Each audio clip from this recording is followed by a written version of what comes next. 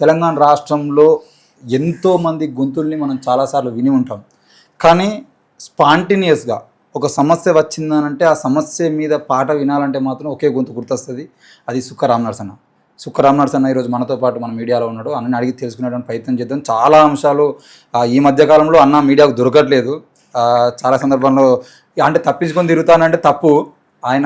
ఆయన చేయాల్సినటువంటి పనిని మరింత లోతుగా వేగవంతంగా చేస్తున్న అనే విషయం అయితే మాకు తెలుసు. సో ఈ క్రమంలో అన్నని దొరకబట్టి కూర్చోబెట్టుకోవడం జరిగింది. అన్నని అడిగి తెలుసుకునేటువంటి ప్రయత్నం చేద్దాం. అన్న వెల్కమ్ టు ఎన్ఎన్ మీడియా. బాగున్నారు అన్న? మంచిగా. వారం రోజుల నుండి ఆరోగ్యం బాగాలేదన్నారు. ఆరోగ్యం బాగాలేకపోయినా వచ్చినందుకు మేము థ్యాంక్స్ చెప్తా ఉన్నాం. Thank you. సుక్క రామనరసన్న అనే పేరును ఈ సమాజం ఏ విధంగా చూస్తుందో నాకు తెలియదు, కానీ నాకు ఒక బాధ ఉంది. దాని నుండి మనం మాట్లాడుకుందాం. ఓకే. మిమ్మల్ని కళాకారుడు అంటే ఒప్పుకుంటారా? లేదు, నేను ఒప్పుకోను. కానీ ఈ సమాజంలో రసమై బాలకిషన్ లాంటి వ్యక్తిని కూడా అసెంబ్లీకి తీసుకెళ్ళి పాటలు పాడించినటువంటి ఈ సమాజంలో సుక్క రామనరసన్న ఎటు పోవాలనుకుంటున్నాను మరి?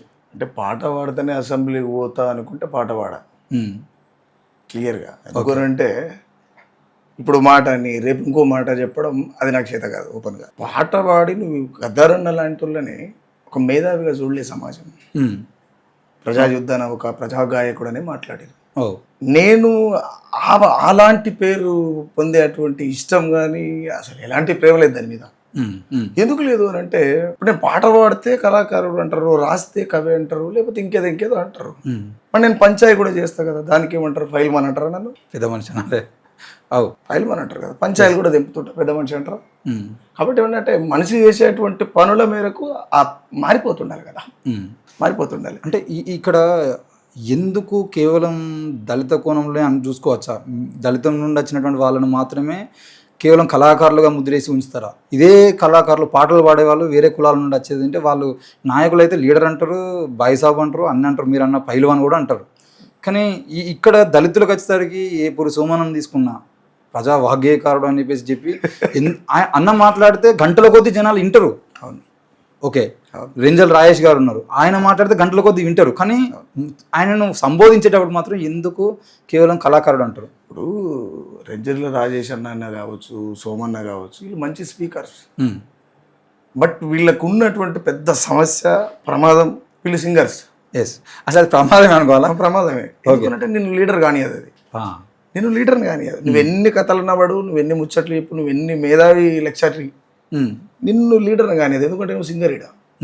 సింగర్ని సింగర్ లాగానే చూస్తుంది సమాజం. అందుకనంటే దానికి ఒప్పుకోను. అందుకే ఎందుకు నేను దాని పునాదుల మీదనే నేను ఇక్కడ బోధింటున్నాను అనుకున్నప్పుడు ఒప్పుకుంటా. బట్ నేను పాట పాడితేనే పూట గడవాలనేటువంటి సిచ్యువేషన్లో నేను లేను. ఎదురుగా ఏ పని కనబడితే అది నా పిల్లల కడుపు నింతది అనుకుంటే అది న్యాయమైన పని అని కూడా చేసేస్తా. బట్ పాట పాడితేనే పూట గడవాలి అనేటువంటి ఒక ఏమంటారు సోమరిపోతి జీవితాన్ని అనుభవించలేను. క్లియర్గా ఓపెన్గా ఇది అందరిని అంటున్నా. ఎందుకంటే సోమన్న చాలా గొప్ప సింగర్. ఎస్, చాలా గొప్ప సింగర్, మంచి స్పీకర్. ఎన్నో అవమానాలు, ఎన్నో కష్టాలు చూసి వచ్చినాడు. సరే ఇవాళ ఎట్లా ఉంటుండేది అనేది సమాజానికి తెలుసు, మీకు తెలుసు, నాకు తెలుసు, అందరికీ తెలుసు. రాజేష్ అన్న కావచ్చు, ఎవరి జీవితంలో అయినా కష్టం సుఖం అనేది సహజం ఉంటుంది. ఏంటంటే మనం నిలబడుతున్నటువంటి టైంలో మన భుజం మీద ఏ పేరు మోస్తున్నాం అనేది కూడా అవసరమే, ప్రధానమైనటువంటి అవసరమే అది. కాబట్టి ఇప్పుడు సోమన్న నేను అసెంబ్లీకి పోతా, పార్లమెంట్కి పోతా అని ఆయన అంటుండొచ్చు. కానీ సోమన్న ఎవరు అంటే పాటలు పాడతాడు అని అంటారు. అంటే ఈ పాటలు పాడతాడు ఒక టార్గెట్ పెట్టుకొని వీళ్ళని పాటలు కాడే ఆపే కుట్ర ఏమన్నా జరుగుతుంది అని అంటారా? పక్కా జరుగుతుంది. పక్కా జరిగితే దానికి తోడు వీళ్ళు కూడా బొక్కలు మెడకేసుకుంటారు. మేము మాదిగ జాతిలో పుట్టినాం, మేము డప్పులు కొట్టాలి, మేము చెప్పులు కుట్టాలి, మేము కట్టలు కట్టాలని మాట్లాడతారు. ఎందుకు మాట్లాడాలి అట్లా? దేనికి మాట్లాడాలి? మాట్లాడదు. ఏ చెప్పులు కుడతా ఆయనకి ఇలా బాటా కంపెనీలు ఉన్నాయి, ఏ చెప్పులు కుడతా ఆయనకు మోచి కంపెనీలు ఉన్నాయి, ఏ చెప్పులు కుడతా ఆయనకు వుడ్లైన్లు ఉన్నాయి, ఏ చెప్పులు కుడతా ఆయనకు రెడ్ టేపులు ఉన్నాయి. వీరంతా ఇంకా పీనెల కాడ డప్పులు కొట్టుడు, చెప్పులు చినిగిపోయిన చెప్పులు కొట్టుడు ఈయనే ఉన్నారు కదా. పని ఆ డప్పులు కొట్టుడు, పాట పాడు అనేటువంటి అంశానికి వచ్చినప్పుడు ఈ సమాజంలో మీకు సహజమైన విలువలు దొరుకుతున్నాయా? సహజమైన విలువలు దొరకాలన్నటువంటి పని మీరు ఎందుకు చేస్తారు? అలాంటప్పుడు అలాంటి పేరు మోయాల్సి వస్తుంది కదా. అందులో భాగంగా సమాజం అదే ముద్ర వేస్తుంది, వీళ్ళు ఆ ముద్ర వేసుకుంటారు క్లియర్గా. బట్ నేను ఆ ముద్ర వేసుకునే ఓపిక నాకు లేదు. అంటే ఇప్పుడు నేనేమంటున్నా అంటే నేను పరిచయంలో అందుకే చెప్పలే, ఇన్స్టాంట్గా తెర మీద పాట చూపించేవాడు సుఖరామ్ నరసింహ, కానీ మిమ్మల్ని కళాకారుడు అనన్నా, పైల్వాన్ అన్నా, లీడర్ అన్నా ఏంటి మీకు వేయాల్సినటువంటి ట్యాగ్ ఏంది సమాజం? ఎందుకంటే నేనైనా కనీసం ఆ అందరిలా కాకుండా ఎస్ హీఈస్ ద లీడర్ అని చూపించడం కోసం రేపు తమ్నెల్ మీద కూడా అదే పెట్టాలంటే ఏం పెట్టాలి అంటే చాలా మంది ఏమంటారు అంటే తిరుగుబాటు అంటే ఎర్ర జెండా గుర్తుకొస్తుంది. 100% తిరుగుబాటు అంటే ఎర్ర జెండా గుర్తొస్తుంది సమాజం. ముఖ్యంగా మన అంటే దేశం విషయానికి వస్తే మనవాదాన్ని ఎదిరించేటువంటి క్రమంలో కావచ్చు, లేకపోతే ఈ భూములు పంచడం కావచ్చు, ఈ కులాల మీద ఉన్నటువంటి కుంపటి నెత్తివల కొట్టడం కావచ్చు, ఇట్లా అనేక విషయాలలో ఎర్ర జెండా గుర్తుకొస్తుంది. సమాజంలో ఏమంటారు సుఖరామ్ నడిసే సుఖరామ్ ఆల్రెడీ సుక్కు ఉంది కదా, ఆ సుక్కని ఎర్ర సుక్క చేయరాదు, రెడ్ స్టార్ అని పిలుస్తుంటారు. ఓకే, అది కూడా నేను పెట్టుకున్నా, నాకు ఇంట్రెస్ట్ లేదు. చాలా మంది ఏమంటారు అంటే కొన్నిసార్లు తెలంగాణ కలెకూరి మరో 20 రూపాయలు, అంత పెద్ద బరువు నేను మోయలేను. నేను చాలా జల్సా చేయను. ఎస్, ఎంత జల్సా అంటే ఇప్పుడు ఇంటర్వ్యూ అయిపోయిందంటే నాకు ఇంకేదో పని ఉంటుంది, ఆ పని మీద వెళ్ళిపోతాను నేను. ఇక్కడ ఆగు కూర్చోడే మనతో కాదు, అదంతా ఒక గుండం గీసుకోలే, ఇంకా గీసుకోలేదు ఇంక ఎప్పటికీ కాదు. అది ఎందుకు అంటే ఓపిక ఉన్నది, సహనం ఉన్నది, దానికి తోబడి నిలబడేటువంటి ఆలోచన ఉన్నది, ఎంత లోతుకైనా పోయి ఆలోచన చేసేటువంటిది ఏమంటారు ఆ తెలివి ఉన్నది. అంటే నేను దాని ప్రకారం సుఖరామ్ నరసింహ గారికి ఓపిక ఉండదు, సహనం ఉండదు అని. కొంత ఉంటుంది నాన్న. ఉంటుందా? ఎందుకు అని అంటే ఒక మాట అయితే చెప్పైతే నాకు విపరీతమైన బల్బు ఉంటుంది, ఓపెన్గా ఈ మాట. అదే ఎందుకు ఉంటుంది అని అంటే నేను నీకు ఆడుకొచ్చి రాకేష్ నన్ను ఇది అడగకు అనుకున్నప్పుడు నాకు బల్బు ఉండదు. నువ్వు ఏవైనా అడుకోపోయి చెప్తా, తెలిస్తే చెప్తా, లేకపోతే లేదు. ఓపెన్గా నాకే తెలుసు అనేటువంటి మాట మాట్లాడాడు రామ్ నరసింహ. అంత మూర్ఖంగా మాట్లాడితే సమాజంలో ఏం నిలబడతావు, ఏం మాట్లాడతావు? నానుకునే ప్రజలకు సైడ్ నుంచి ఎట్లా ఫైట్ చేయగలుగుతావు? కాబట్టి నేనేమిటంటే సమాజంలో ఆడ ఎంత పెద్దోడన్నా కానీ ఎవడన్నా కానీ మోడీనే అన్నాం, ప్రైమ్ మినిస్టర్ మోడీనే అన్న తర్వాత ఇంకెవడన్నా ఉండి అప్పిగుడు కాడు లేదు, ఎవరు లేడు కదా. ఇటువంటి మాటలు మాట్లాడినప్పుడు బల్బు ఉందని అనుకుంటారు, బరాబర్ నిజంగానే ఉన్నది. ఎందుకు ఉంది? నేను ఎక్కడ కూడా ఎవరి మోచేతులు నీళ్ళు తాగాలనుకుంటలేను, ఎవరికి దండం పెట్టాలనుకుంటలేను. చాలా మంది అంటారు సుఖరామ్ నడిసే గుడికి పోతాడా, ఎందుకు పోవాలి? అసలు ఆ క్వశ్చన్ దేనికి?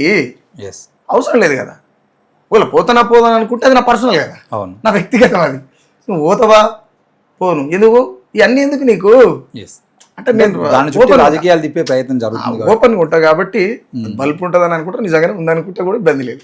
అంటే ఇంతకుముందు మనం మాట్లాడుకుంటున్నటువంటి అంశాలలో ఎర్ర ఉపాలన్న పేరు వచ్చింది.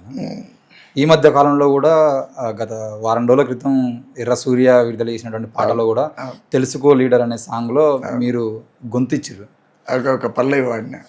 సో అంటే ఎర్ర ఉపాలన్న ఆర్ఎస్ ప్రవీణ్ కుమార్ గారి కన్నా ముందే చెప్పిండు, డప్పులు కొట్టిన చేతులతో డాలర్లు సంపాదించాలి మనం అని చెప్పేసి చాలా ముందుగా చెప్పిండు. ఇప్పుడు మీరు అంటున్నటువంటి అంశం కూడా అదే, మనం డప్పులే కాదు అప్డేట్ కావాలని చెప్పేసి ఎర్ర ఉపాలను యాది చేసుకుంటూ ఒక మంచి పాట. త్యాగాల మాగాని తరగని సంపద తల్లడిల్లే జనుల తట్టి లేపిన పాట, నీలి రంగు జెండా నింగి కెగరాలని అంటారా నీ బతుకు రంది తొలగాలని, ఎర్ర ఉపాలన్న ఎత్తుకున్న పాట మనువాది ఎదపైన మండే నిప్పుల తూట, ఆ నింగి తొంగి చూసి కోరి కొంగు జాపి అడుగుతుందే రాఘవాపురమున రాగాల రత్నము, ఎర్ర ఉపాలన్న మా ధిక్కార స్వరము. నేను పాటలు కూడా ఒక విచిత్రమైన అంశం పెట్టినా, ఏంటంటే వాస్తవం, బట్ ఇప్పటిదాకా ఎవరు రాయలేదు, ఎందుకు రాయలేదో తెలియదు. అంటే మనమే రాసినాం అనేది కాదు, ఎందుకు రాయలేదో తెలియదు. వెలివాడ దాటక నడివూరు చూడక నేల రాలి నొల్ల సాగు కేక. ఒక సామాజిక వర్గం ఓ చివరస్తం చూడకుండానే కొన్ని తరాలు చచ్చిపోవడం ఏంది, ఎంత విచిత్రమైనటువంటి ముచ్చట. పరుపు బండకు పాట నేర్పించినవు, చెట్టు కొమ్మలతో సప్పట్లు కొట్టించినవు, బాపనొల్లా గుట్టు డప్పు సాటించినవు, దళిత బహుజనుల మెతుకు పాట అయినవు, కాకమ్మ కంఠమై కత్తి మెత్తగా నూరి గుండె గుండెన నిలిసిపోయినోడా, సావు డప్పుల మూత స్వార్థ మెరగా నోడ దింపుడు గల్లమై వచ్చిపోరా. ఎర్ర ఉపాలన్న మీద రాసినట్టు పాట. ఎర్ర ఉపాలన్నతో మీ సంబంధం ఎలా కొనసాగింది? లేదు, నేను ఒక్కసారి ఏమో కలిసిండు అన్న. ఒకసారి కలిసిన తర్వాత అది కూడా సూర్యాపేటలో నాకు బస్ స్టాండ్లో కూర్చుండు, నాకు అప్పటికి అన్న తెలియదు. రే అంటే ఇట్లా మరి ఏందిరా అంటుండే, ఇట్లా చూస్తా, వెనక చూసేసరికి ఇక్కడ దగ్గర పోయినా, అన్న నమస్తే అంటే ఆ నమస్తే కామన్. నేను ఆరితూరు అంటే పడా, ఓకే, ఫస్ట్ నన్ను అన్నాడు వాడు, అవును. ఒకవేళ నేను అంటున్నా అంటే వాడు నా అనుకుంటే నేను లేవుతానా? ఓకే.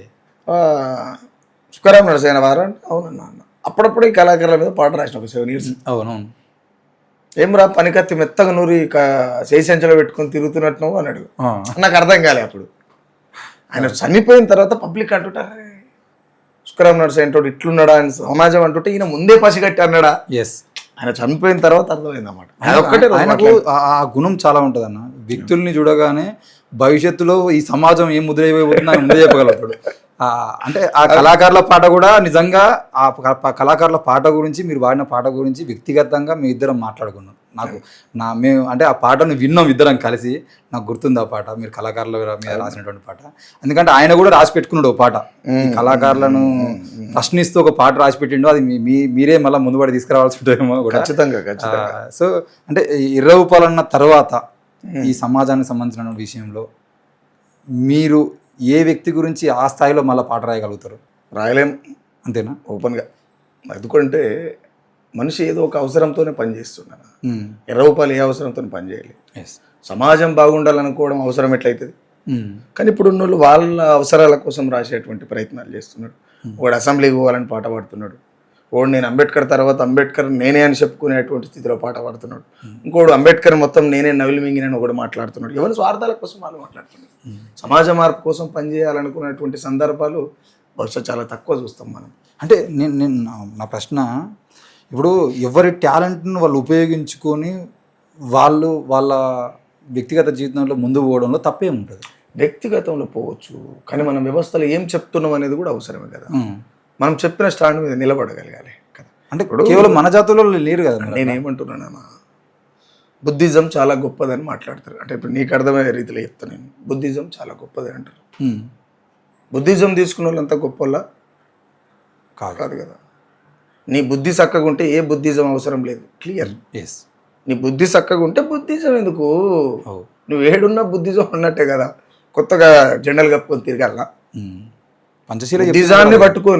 బుద్ధిజాన్ని పట్టుకొని పంచశీల మెడలేసుకొని బుద్ధి లేని చేతలు చేస్తున్న వాళ్ళు లేరా?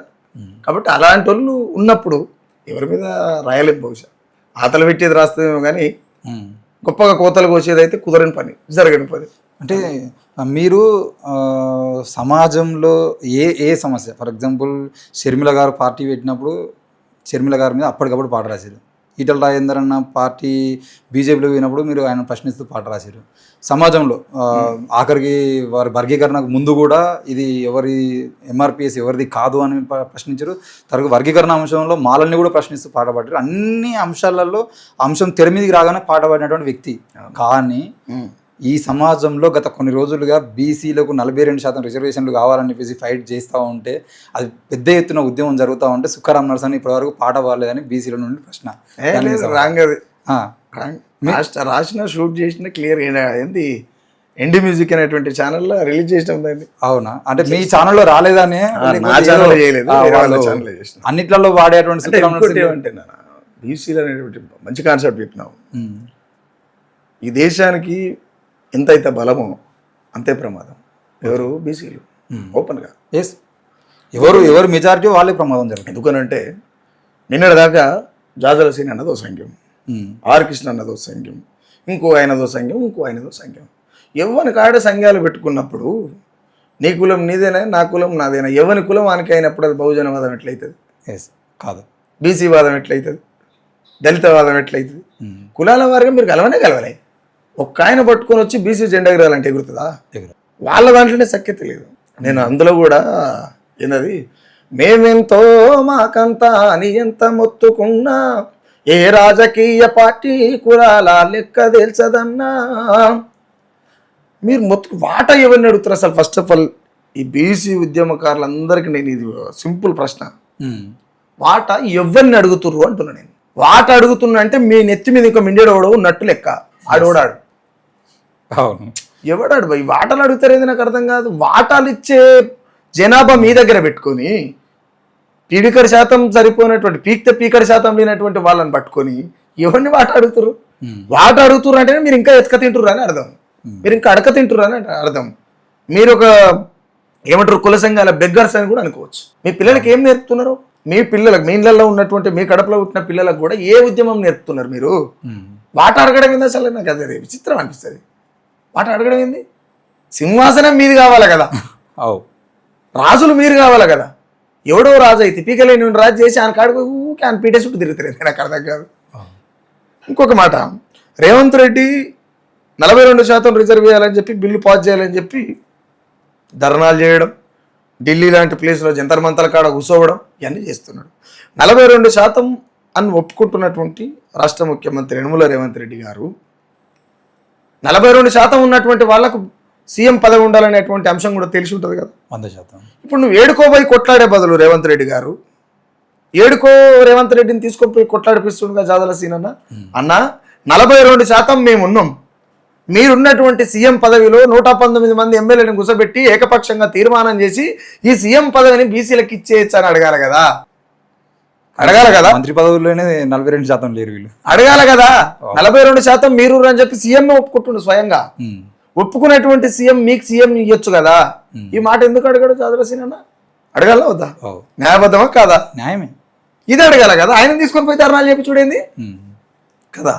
ఎన్ని రాజకీయ కోణంలో వీళ్ళు లేపేది ప్రభుత్వాలే, వీళ్ళు సల్లారిపేది ప్రభుత్వాలే.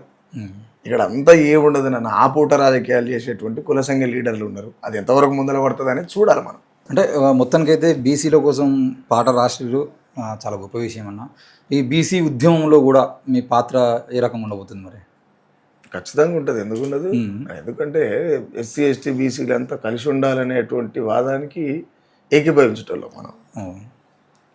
నా బాధ ఏంటంటే కలిసి ఉంటే బాగుండు అనిపిస్తుంది. ఓకే, నామ మాత్రానికి అప్పుడకి ఏదో ఈయనకండి వాడేసుకుంటాడు, వాళ్ళకండి వీడు వేసుకుంటాడు, కానీ అంతర్గతంగా వీళ్ళు వేరే. ఎవరికోనికి కమ్యూనికేషన్ ఏం లేదు. ఆ పూట కనబడతారు అక్కడ ఎవరు అంతే. లేదన్న, మీరు అన్నట్టు కలిసి ఉండాలన్న ఆలోచన వీళ్ళకు ఉంది. మేబీ నాయకులకి లేదేమో. ఈ ఎస్సీ ఎస్టీ బీసీలలో ఉండేటువంటి నాయకులు అందరికీ వాళ్ళ సంఘాల కోసం ఇంకోళ్ళతో కలతలేరు, కానీ కింద ఉన్నటువంటి క్యాడరు అంటే నిర్మిస్తే. నేనేమంటున్నాంటే నాన్న, ఇంట్లో తండ్రి అనేటోడు కరెక్ట్గా ఉంటే నేను ఏ ఒక్క రోజు నా పిల్లలకు దేవుడు అనే ముచ్చట చెప్పకపోతే నా పిల్లలకు ఆ దేవుడు అనేటోడు పరిచయం కాడు కదా. నా పిల్లల్ని కేవలం బడికే తోలితే వాళ్ళకి చదివే గుర్తుంటుంది, చదివే తెలుస్తుంది, సమాజమే తెలుస్తుంది. నేను ఎప్పుడైతే గుడికి తీసుకుపోతానో వాడు గుళ్ళు గోపురాల చుట్టూ, దయ్యాల చుట్టూ, భూతాల చుట్టూ, ఏమంటారు మంత్రాల చుట్టూ, తంత్రాల చుట్టూ, యంత్రాల చుట్టూ తిరుగుతాడు. ఎవడైతే సైన్యం అనేటువంటి నాయకుడు ఎవడైతున్నాడో అది పూర్తి స్థాయిలో సమాజం మీద ఎఫెక్ట్ పడుతుంది, అన్ని కులాల మీద పడుతుంది. ఒక కులం దగ్గర ఇది మా కులం అని ఆగిన తర్వాత ఇంకో కులం కూడా ఆటోమేటిక్ ఆగిపోతుంది కదా. వీడు పక్కన కడుగు ఆపవలసినటువంటి అవసరం లేదు, న్యాచురల్గానే ఆగిపోతుంది. అది ఏమంటారు జంగిల్ కులం మన వాళ్ళ దగ్గర ఉన్నది. అది అంటే ఇంత మాట్లాడటము, ఇంత పాటలు పాడటము, స్పాంటేనియస్గా అప్పటికప్పుడు రాయడం, ఇవన్నీ ఎక్కడి నుండి వచ్చినాయి మీకు అసలు? సహజంగానే నాకు కోపం ఎక్కువ, ఎంత ఓపిక. అంటే నాన్న కానీ అమ్మ కానీ రచనలు ఏం లేదు. ఆ కోపం ఎంత ఉంటుందో, ఓపిక ఎంత ఉంటుందో కోపం అంతే ఉంటుంది. తొందరగా రియాక్ట్ అయ్యే గుణం ఉంది. ఉన్నట్టు నటుడు మాట్లాడితే ఈయన అది ఎంత దూరం పోతా కానీ ఈయన పాట రాయడం కూడా ఏమనిపిస్తుంది అంటే, నాకు మొన్న ఏదో సందర్భం వచ్చిన లోపల అప్పటికప్పుడు కూర్చొని పాట రాయాలని ఒక కథ ఉంది. ఆడ ఉత్తరం కూర్చొని అంబేద్కర్ మీద పాట రాయాలి. అంబేద్కర్ మీద పాటలు చాలా పాటలు ఉన్నాయి. ఈవెన్ కాదు పెన్ను పట్టుకుని కూర్చురాడ. నేను వాళ్ళందరూ ఏమనుకుంటారు అంటే, మనం ఎన్ని చేసినా అన్నీ మొదలు రాస్తాడులే వాళ్ళు అనుకుంటారు. వాళ్ళు ఏమనుకుంటారు, ఆల్రెడీ రాసి ఉండొచ్చులే, ఈయన కాడ ఎన్నో రాస్తుంటాడు కదా. ఏం లేదు, నేను నాతో పాటు ఉమేష్ అనే తమ్ముడు ఉంటాడు, ఉమేష్ సాంబాయి అందరూ ఉంటారు, మన ఎమ్మటి ఉంటారు పిల్లలు. రాస్తున్న సందర్భంలో తల్లడిల్లుతున్న పేద తల్లి పేగు బంధానివో, అరిగిన కాళ్ళకు అచ్చులు తొడిగిన అంబేద్కర్ అయ్యో, నింగిన నీలి రంగై పేదల బతుకున పొంగినవో, పంచాంగం తల పచ్చలు చేసిన రాజ్యాంగానివో, ఎట్లా తట్టుకున్నావో కడుపున పుట్టిన బిడ్డలు చచ్చిపోయినా ఎట్లా అనుకున్నావు అని చెప్తున్నాడు, రాస్తున్నాడు. వాళ్ళు మనోళ్ళు 2 రోజులు 3 రోజులు రాసిన పాట 5-10 నిమిషాల్లో రాసి ఇచ్చేసిన.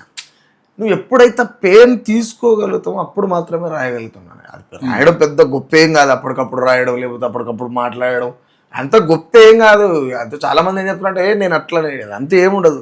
రాసుడు ఏందో ఎవడైనా రాస్తాడు. పాడు భూమి మీద పుట్టినటువంటి ప్రతి మనిషికి పాట వస్తుంది. వాడు బయటకు పాడతాడు, లోపల పాడతాడు, గంతే.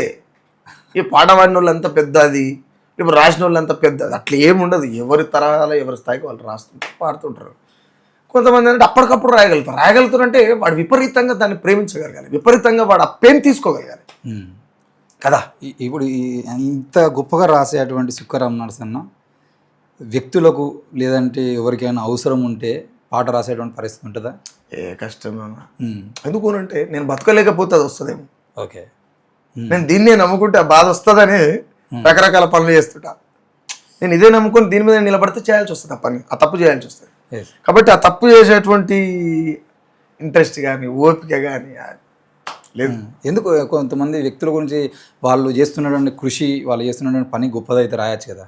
ఒక వ్యక్తి వ్యవస్థలో మనకు వచ్చిన తర్వాత మనం మాట్లాడే సారంగా నీతులు చెప్పి ఇంకొక వ్యక్తి మీద మనం రాస్తున్నామంటేనే మనం ఆ రోజు శిథిల వ్యవస్థకు వస్తున్నట్టు లెక్క కదా.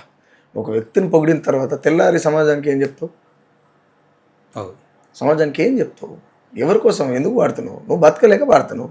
బతకలేక బజార్ల పాటలు పాడుతావు, నువ్వు సమాజానికి చెప్తావా? బతకలేక బజార్ల పాటలు పాడుతావు, సమాజానికి చెప్తావా? వాళ్ళకి దొంగ కదా, దొంగ నువ్వేం చెప్తావు వచ్చి బయటకు వచ్చి? ఇప్పుడు వ్యవస్థలు మాట్లాడేటోనివి వ్యక్తి కోసం పాట రాసినావు అంటే దేనికి రాసినావు? నీ అవసరం ఏదో ఉందాడ కదా. నీ అవసరం ఉండడానికి, నీ అవసరాల కోసం సాహిత్యం ఏమది కాదు.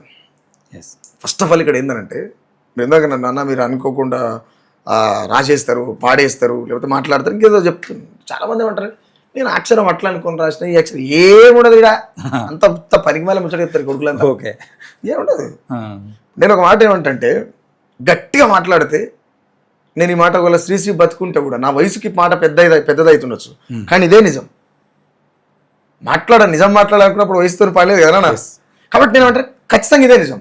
ఒకవేళ శ్రీశ్రీ బతుకున్నా సరే, 1,00,000 మంది గోరే టెంకన్నలు వచ్చినా సరే, 1,00,000 మంది గోరే టెంకన్నలు వచ్చినా సరే, నేనేమంటా అంటే పాఠకాలు ఆయన అట్లా ఆయన ఇట్లా అని చెప్పుకొని, సాహిత్యం ఇట్లా అని చెప్పుకోవాలి చెప్పుకుంటున్నటువంటి వాళ్ళు ఎవరైనా ఉన్నా, మీరు అడిగినటువంటి ప్రశ్న ఏంటంటే, ఆ ప్రశ్నకి ఏంటంటే, ఒక తల్లి పిల్లలు గంటప్పుడు తీస్తున్నటువంటి పురిటి నొప్పుల రాగాన్ని మించిన రాగం తీసే కొడుకోవడాన్ని భూమి మీద పుట్టిండా అని అడుగుతాను నేను కదా. పుట్టిండవడం లేదు.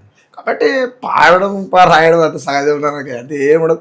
చాలామంది చెప్తుంటారు ఇట్లా అని. ద సేమ్ టైం అలాంటి పాట నీకు పాడొచ్చినప్పుడు నీ వ్యక్తిగతం కోసం నువ్వు అవతలోనికి వ్యక్తికి పాట రాస్తున్నావు అంటేనే సమాజంలో నువ్వు అన్ఫిట్ అని అర్థం. ఓకే, నేను అన్ఫిట్ అనే పేరు తెచ్చుకోవాలనేటువంటి ఇంట్రెస్ట్ లేదు, రెండు చేత కాదు ఓపెన్గా. మీకు ఈ సమాజంలో మిమ్మల్ని ప్రభావితం చేసినటువంటి గొప్ప మనిషి ఎవరు అని అంటే ఏం చెప్తారు? మా నాయనని చదివితే మార్క్స్ని చదివినట్టు ఓపెన్గా. ఓకే, మా అయ్యని చదివితే మార్క్స్ని చదివినట్టే. మా నాయనని ఎందుకు చెప్తున్నంటే, మా అమ్మ నన్ను గంటప్పుడు మాత్రమే నొప్పులు తీస్తుంది, కానీ మా నాయన బొక్కలు పోయి బొందలు పడ్డదాకా నొప్పులు తీస్తాడు. ఆ నొప్పులకు రూపం లేదు. పుడమి నొప్పులు తీస్తే మా నాయన, పురిటి నొప్పులు తీస్తే మా అమ్మ. కాబట్టి పుడమి నొప్పులు తీసే మా నాయనకు గుడిసెకంబంత గుర్తింపు కూడా లేదు సమాజంలో కదా. కాబట్టి నాయన నుంచి చాలా నేర్చుకోవచ్చు. నాయనని చదివితే మార్క్స్ చదివినట్టే. అలాగే నాన్న మీద పాట రాసినావు కదా. ఎందుకంటే నేను ఎందుకు ఈ మాట చెప్తున్నంటే, ఒకవేళ అర్థమయ్యే రీతిలో నాయనని చదివితే మార్క్స్ చదివినట్టు ఎట్లా అనేటువంటి ఒక కోణం వచ్చినప్పుడు, మానవ సంబంధాలన్నీ ఆర్థిక సంబంధాలే అంటాడు మార్క్స్ అంటాడు అన్నమాట. మా నాయన ఏమంటాడు, పెడితే పెళ్లి కొడతారు లేకపోతే సాగు కొడతారు అంటారు. పెద్ద తీసిపోలేదు దానికి దీనికి సేమ్. గాలికి దీపం పెట్టి దేవుడు అని మొక్కితే నిలబడుతుంది ఆ బిడ్డ అంటాడు మా నాయన. మానవ సమాజంలో 2 చేతులు జోడిస్తున్నామంటేనే తీరని బానిసత్వంలోకి వెళ్ళిపోతున్నామని మార్క్స్ అంటాడు. పెద్ద తేడా లేదు కదా. 100%. అంటే మా నాయన చేతులు మట్టిలోకి పోతేనే నా చేతులు నోట్లోకి పోయినాయి. ఇంతకు మించిన జ్ఞానం నేర్చుకోవాల్సినటువంటి అవసరం ఏం లేదు. నాన్న పాట ఒకసారి.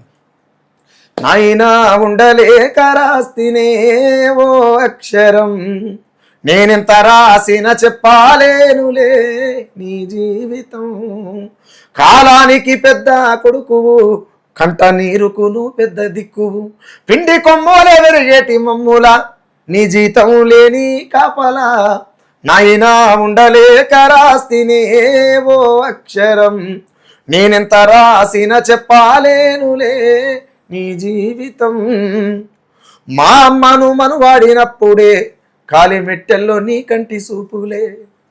మా అమ్మను మనువాడినప్పుడే కాలి మెట్టెల్లో నీ కంటి చూపులే. ఈ భూమి మీద పుట్టినటువంటి మొగోడు ఎవడైనా సరే ఒక స్త్రీ ఆడంగా నడుచుకుంటూ పోతుందంటే ఆడు ముఖం చూసినట్టే ముఖం నుంచి డైరెక్ట్ కాళ్ళే చూస్తాడు, పెళ్ళి అయిందా కాలేదా అని. ఆ మెట్టెలు అనేటువంటి రూపం మా నాయన అవుతాడు అక్కడ. ఓకే, మెట్టెలు అనేటువంటి రూపం మా నాయన అంటే మా నాయన కాదు, నీ నాయన నా నాయన ఎవడగా. మా అమ్మను మనవాడినప్పుడే కాలి మెట్టెల్లో నీ కంటి చూపులే. ఇడుపుకు ఈగ్రం అమ్మని నువ్వు ఎన్ని చేసిన అమ్మే అంతే. ఇడుపుకు ఇల్లు శుభ్రంగా ఉండాలంటే తల్లి. ఇడుపుకు ఈగ్రం అమ్మని సంసారం ఈదుకొచ్చింది నువ్వేనే. నీ ఒంటికి మట్టి వాసన, నీ ఒంటికి మట్టి వాసన, మా ఇంటికి మల్లెలై పూసెనా. నాయనా ఉండలేక రాస్తినే ఓ అక్షరం, నేనెంత రాసిన చెప్పాలేనులే నీ జీవితం. మా తోడ పుట్టిన అక్క చెల్లెలా, మా తోడ పుట్టిన అక్క చెల్లెలా, మెట్టినింటికి పంపేటి వేళలా. తను వెళ్ళ దుఃఖాల తండ్రివే, మా తల్లికి కూడా చెప్పవే. ఊరంతా చుట్టుపక్కల అంతా ఏడుస్తుంటారు, తోడబుట్టిన ఏడుస్తుంటారు, మేనమామ ఏడుస్తుంటారు, అమ్మ ఏడుస్తారు, అందరు ఏడుస్తుంటారు. నాయన మాత్రం లోపల ఏడుస్తాడు, బయటికి ఏడవాడు. అంటే ఆ ఏడుపును సమాజానికి చెప్పాలనుకున్నాం. ఒకవేళ నాయన మీద రాస్తే ఏం రాలేము, ఏం రాసినా చెప్పలేదు, రాసిన తక్కువే. అందుకే పల్లవులు అది పెట్టిన. నేను ఎంత రాసిన ఉండలేక రాస్తున్నా, ఇది పానం పట్టలేక ఉండబట్టలేక రాస్తున్నా అని చెప్పి రాసిండి పాట. అమ్మ కోసం రాస్తున్నా, అమ్మ కోసం రాస్తుండ్రు. అంటే అమ్మ పాటలలో అంటే అమ్మ పాటలు చాలా ఉన్నాయి నాన్న, అందుకోసం కొంచెం డిఫరెంట్గా రాద్దామని. అంటే అమ్మ మీద కూడా ఏమనుకుంటున్నంటే, ఏమి అమ్మ నీకు ఏం తెలుసు, నువ్వు కూసో, నీకు తెలియదుకో, ఏ ఇంట్లో నేను మాట వినబడతా 100%. ఎందుకంటే నేనేదో అని చెప్పడానికి లేదు, నేను కూడా అంటుంటా అప్పుడప్పుడు అన్నమాట. అనే కొద్ది నాకే అనిపిస్తుంది, అరే ఆమె నొప్పులు తీసింది, ఆ నొప్పులు ఎడ నేర్చుకొని తీసింది. ఏ తల్లి అయినా ఆ పిల్లల కంటే నొప్పులు నేర్చుకొని తీయదు, భూమి మీద అన్నీ నేర్చుకోవచ్చు, కానీ నొప్పులు నేర్చుకునేటివి కాదు, స్వతహాగా తీయాలి కదా. పురిటి నొప్పులు నేర్చుకొని తీసేటివి కాదు. ఏంది నేను ఇట్లా అంటున్నాను, నాకు నేనంటే ఆమె ఏం చదివిందని నాకు సర్ది కట్టింది, ఆమె ఏం నేర్చుకుంది, ఏం నేర్చుకొని నాకు నేర్పింది. ఈ కోణంలో కొంచెం డిఫరెంట్గా రాద్దామని, కొడుకులందరికీ బుద్ధి వచ్చేటట్టుగా, తల్లి అంటే ఏందని చెప్పేటట్టుగా పాట రాస్తా సుందర. అంటే ఇంతకుముందు ప్రశ్నలో మిమ్మల్ని సమాజంలో మీకు నచ్చిన వ్యక్తి అంటే నాన్న అని చెప్పారు. అంటే అమ్మ నాన్నలు కాకుండా మీ మీద ప్రభావం చూపి ఓ గద్దరు కానీ, ఓ గోరటింకన్న కానీ, లేదంటే ఓ ఏపూరు సుమన్ కానీ, ఇట్లాంటి వ్యక్తులు ఎవరన్నా మీ మీద ప్రభావం చూపిర్రా? అట్లానే ఏం లేదు, మనం నడుస్తున్నటువంటి బాటనే అయి ఉంటుంది. ఎందుకనంటే సోమన్న అయినా, గద్దరన్న అయినా, వెంకన్న అయినా సమాజంలో ఉన్నటువంటి సమస్యల పట్ల వాళ్ళు స్పందించేటువంటి తత్వం వాళ్ళకు ఉన్నది కాబట్టి స్పందించారు. ఇక్కడ ఎవరు బెటర్ కాదు, ఎవరు బ్యాడ్ కాదు. ఓకే, అంటే మీకు బాగా నచ్చిన పాట వీళ్ళ దగ్గర నుండి కానీ, మిమ్మల్ని ప్రభావితం చేసిన కానీ పాట ఏదైనా ఉందా? వెంకన్న పాట నాకు అదేంది, ఓహో నల్ల తుమ్మా, ఆ పాట చాలా బాగుంటుంది. నేను రోజుకి ఒకసారి అన్నింటి ఆ పాట. ఓకే, అంటే ఏంది, మేకపంచకమే నీకు సురగంగా, చాలా బాగుంటుంది పాట. తరువాత అన్నది నాకు ఏ పాట, గద్దరన్న పాట బాగుంటుంది. ఆ పాట ఏంది, అని చేస్తని సంజీవన రాసిండి పాట. అని చేస్తని అరిసి గోల పెడుతున్నావు, నువ్వు ఆపాలేవురో అది నిప్పుల వాగు గనక. యాంటీ గవర్నమెంట్లో నక్సలైట్ పార్టీని లేకుండా చేస్తాను ఒకనొక టైంలో, ఒక 20-25 ఏళ్ల క్రితం మాట్లాడుతున్నటువంటి సందర్భంలో సంజీవన రాసి అని చేస్తానే బాగా పేలుతున్నావు, దాన్ని ఆప్తానికి ఏమనుకుంటున్నావు, దాన్ని అది నిప్పుల వాగురా నక్సలిజం అంటే అని రాశారు. ఆ పాట చాలా బాగుంటుంది. ఆ పాట కోసం వెతుకుతున్నా దొరకలేదు అది. ఓకే, అంటే నిప్పుల వాగు పుస్తకం వచ్చింది అందులో? లేదు, నిప్పుల వాగు అది ఏదో తెలంగాణలో వాళ్ళ పాటలన్నీ పెట్టిన పుస్తకం అది గల్లే ఉంది. అంటే అందులో ఉన్నదా? ఏం లేదు, పాటలు మనోళ్ళు గొప్పగా రాసిన పాటలే అవుతున్నాయి. ఆ పాటలే ఉంటాయి, ఆ పుస్తకంలో మొత్తం పాటలే ఉంటాయి. నిప్పుల వాగులు అదే, అది వ్యక్తిగా పేరు లేకపోతే ఖ్యాతి ఇంకేమంటారు కదా, ఇవన్నీ పొందేటువంటి బుక్ అది.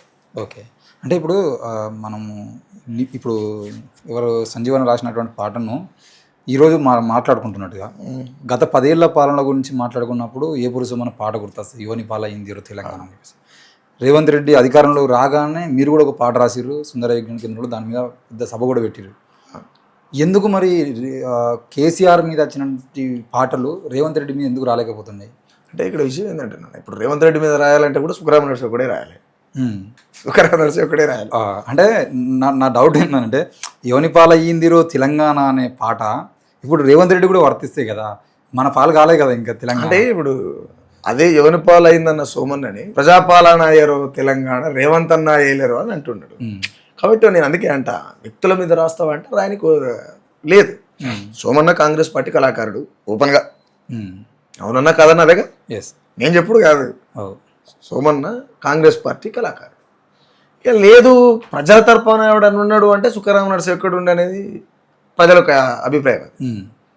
నేను అందుకే నెక్స్ట్ రేవంత్ రెడ్డి ముఖ్యమంత్రి అయిన నెలకే ఒక పాట రాసిన గుంపు మేస్త్రి. అవును.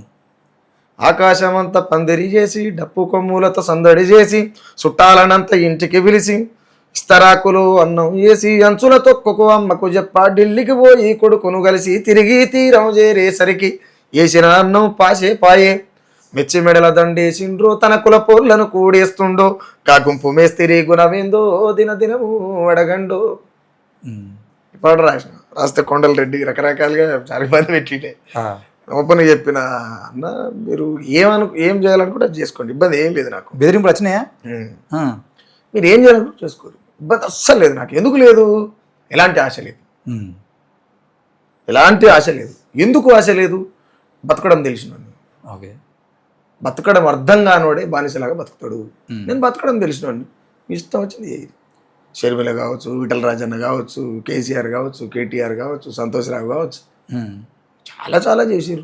అంటే రేవంత్ రెడ్డి మీద పాట రాసినప్పటికీ కూడా అదే కాంగ్రెస్ పార్టీకి సంబంధించినటువంటి వేముల వీరేశం గారికి కానీ వేముల పుష్పకకు కానీ సుఖరామ నరసన్న దగ్గరగా ఉంటాడు అని అంటున్నాడు. వాళ్ళ నుండి ఎందుకు అనే మాట ఇప్పుడు నచ్చిందా? అంటే ఇప్పుడు నేనేంటంటే నాకు చెప్పరు కానీ వాళ్ళు చెప్పరు. ఎందుకంటే ఒక రకంగా చెప్పాలంటే నీలాంటి వాడు ఉండు అంటే కొంచెం బిట్టనే అనిపిస్తుంది అని మాట్లాడతారు తప్ప నువ్వు ప్రశ్న చేద్దని చెప్తున్నారు అంటే వాళ్ళు కూడా ద్రోగులే కదా. ఓకే, అంటే ఇప్పుడు రాలేదు, నేను ఓపెన్ అలేస్తా ఆ విషయం వాళ్ళకి కూడా ఎరికే. ఓకే, ఇప్పుడు పుష్పక కెరికే వీరన్న కెరికే పుష్పన ఎందుకు లేనంటే కూడా మమ్మల్ని ఏమన్నా నేను ఓపెన్గా అనేస్తాను, మీరు కూడా ద్రోగులే అని అనేస్తాను. ఎందుకు ఆయనతో చెప్పించుకోవడం అని వాళ్ళకి తెలుసు. తెలుగులోడు వీరన్న అటువంటి సమాజంలో నీలాంటి వాళ్ళు లేకపోతే కూడా కష్టమవుతుంది అనే తరహాలో మాట్లాడతాం. ఇప్పుడు నెక్స్ట్ మనం ఏమంటారు, ఏ పల్లెకు పోయినా ఏ తల్లిని అడిగినా పరిపాలన తీరును అడిగితే చెప్పులు చేతుల పడుతుండ్రో, రేవంతన్నకు బండబూతులతో హారతి పడుతుండ్రో, దుమ్ము వడ విని దుంపదెగా అని దునియలలేని ముఖ్యమంత్రి అని రికార్డు కాలేకి తొందరలో పాట చేస్తా, ఎలక్షన్ల లోపే చేసేస్తా. అంటే నాకు తెలిసి నాకు ఊహ తెలిసినప్పుడు సంది రేవంత్ రెడ్డిని తిట్టిన బూతులు ఏ ముఖ్యమంత్రిని తిట్టలేదా? ఎందుకు ఈ ఇంత వ్యతిరేకత రావడానికి కారణం ఏమైంది మీ ఆలోచనలో? ఆల్రెడీ అప్పులలో ఉన్నటువంటి రాష్ట్రం. ఓకే, ఉచితాలు ఇస్తాను, ఎట్లా సాధ్యమవుతుంది? అడుకో ఇడుకో ఆదాయం వచ్చే ఆర్టీసీని తీసుకొని పోయి ఉచితం అంటే మళ్ళీ ఎట్లా తెస్తావు? ఎట్లా చేస్తావు? ఆర్టీసీ ఉచితం పెట్టవలసినటువంటి అవసరం ఏమున్నది? రాంగ్ ప్రాసెస్ అది. ఇప్పుడు రాకేష్ అనేట ఆయన పంజాగుట్టలో బస్సు ఎక్కి ఎల్బీ నగర్ పోవాలంటే ఎన్నిసార్లు పోతాడు? రోజు పోతాడా? ఏం పని పట్టలేదా రాకేష్? అలా కదా, 30 రూపాయల ఛార్జ్ లేదానే? ఎంత దుర్భరమైనటువంటి స్థితిలో ఉన్నట్టు ప్రజలు. నువ్వు బస్సు ఫ్రీగా పెట్టామంటే ఈ దేశంలో కంట్రోల్ చేయడం అనేది చాలా దుర్మార్గమైన. ఇంకా జనానికి బియ్యం పంచుడు ఏంద్రా నాయన? 80 కోట్ల మందికి వస్తుంది ఈ బియ్యం పంచుడిందే పాడుగా. కానీ ఆ పేదోళ్ళకి అవే. నేనేమంటున్నానంటే ఇంకా పేదోళ్ళు ఉన్నారు, మీరు చేసింది ఏంది అంటున్నా. ఇంకా పేదోళ్ళు అని ప్రభుత్వాల ద్వారా మీరే నిర్ధారించి మరీ బియ్యాన్ని వంచుతున్నారు కదా. మరి మేము కట్టలు కట్టినామని మాట్లాడతారు, పీకినామని మాట్లాడతారు. రాష్ట్ర ప్రభుత్వం కావచ్చు, కేంద్ర ప్రభుత్వం కావచ్చు. ఏంది మీరు వీక్ కట్టలు కట్టింది అంట నేను, అవునా కదా? 100% కంట్రోల్ బియ్యం అమ్ముడేంద్ర నాయన. దేశం ఇంత దౌర్భాగ్యం ముచ్చట. మళ్ళీ భారతదేశం దూసుకుపోతుంది. ఏడికి దూసుకుపోయేది? రాముని దేశానికి పరిచయం చేసుకోవడంలో దూసుకుపోవడు తప్ప ఇక్కడ తిండి లేక చచ్చిపోతున్నటువంటి ప్రజలు, ఇంకా పౌష్టికాహారం లేకుండా అస్థి పంజరాలు బతుకుతున్నటువంటి సమాజంలో బతుకుతున్నాం. చాలా బాధ అనిపిస్తుంది.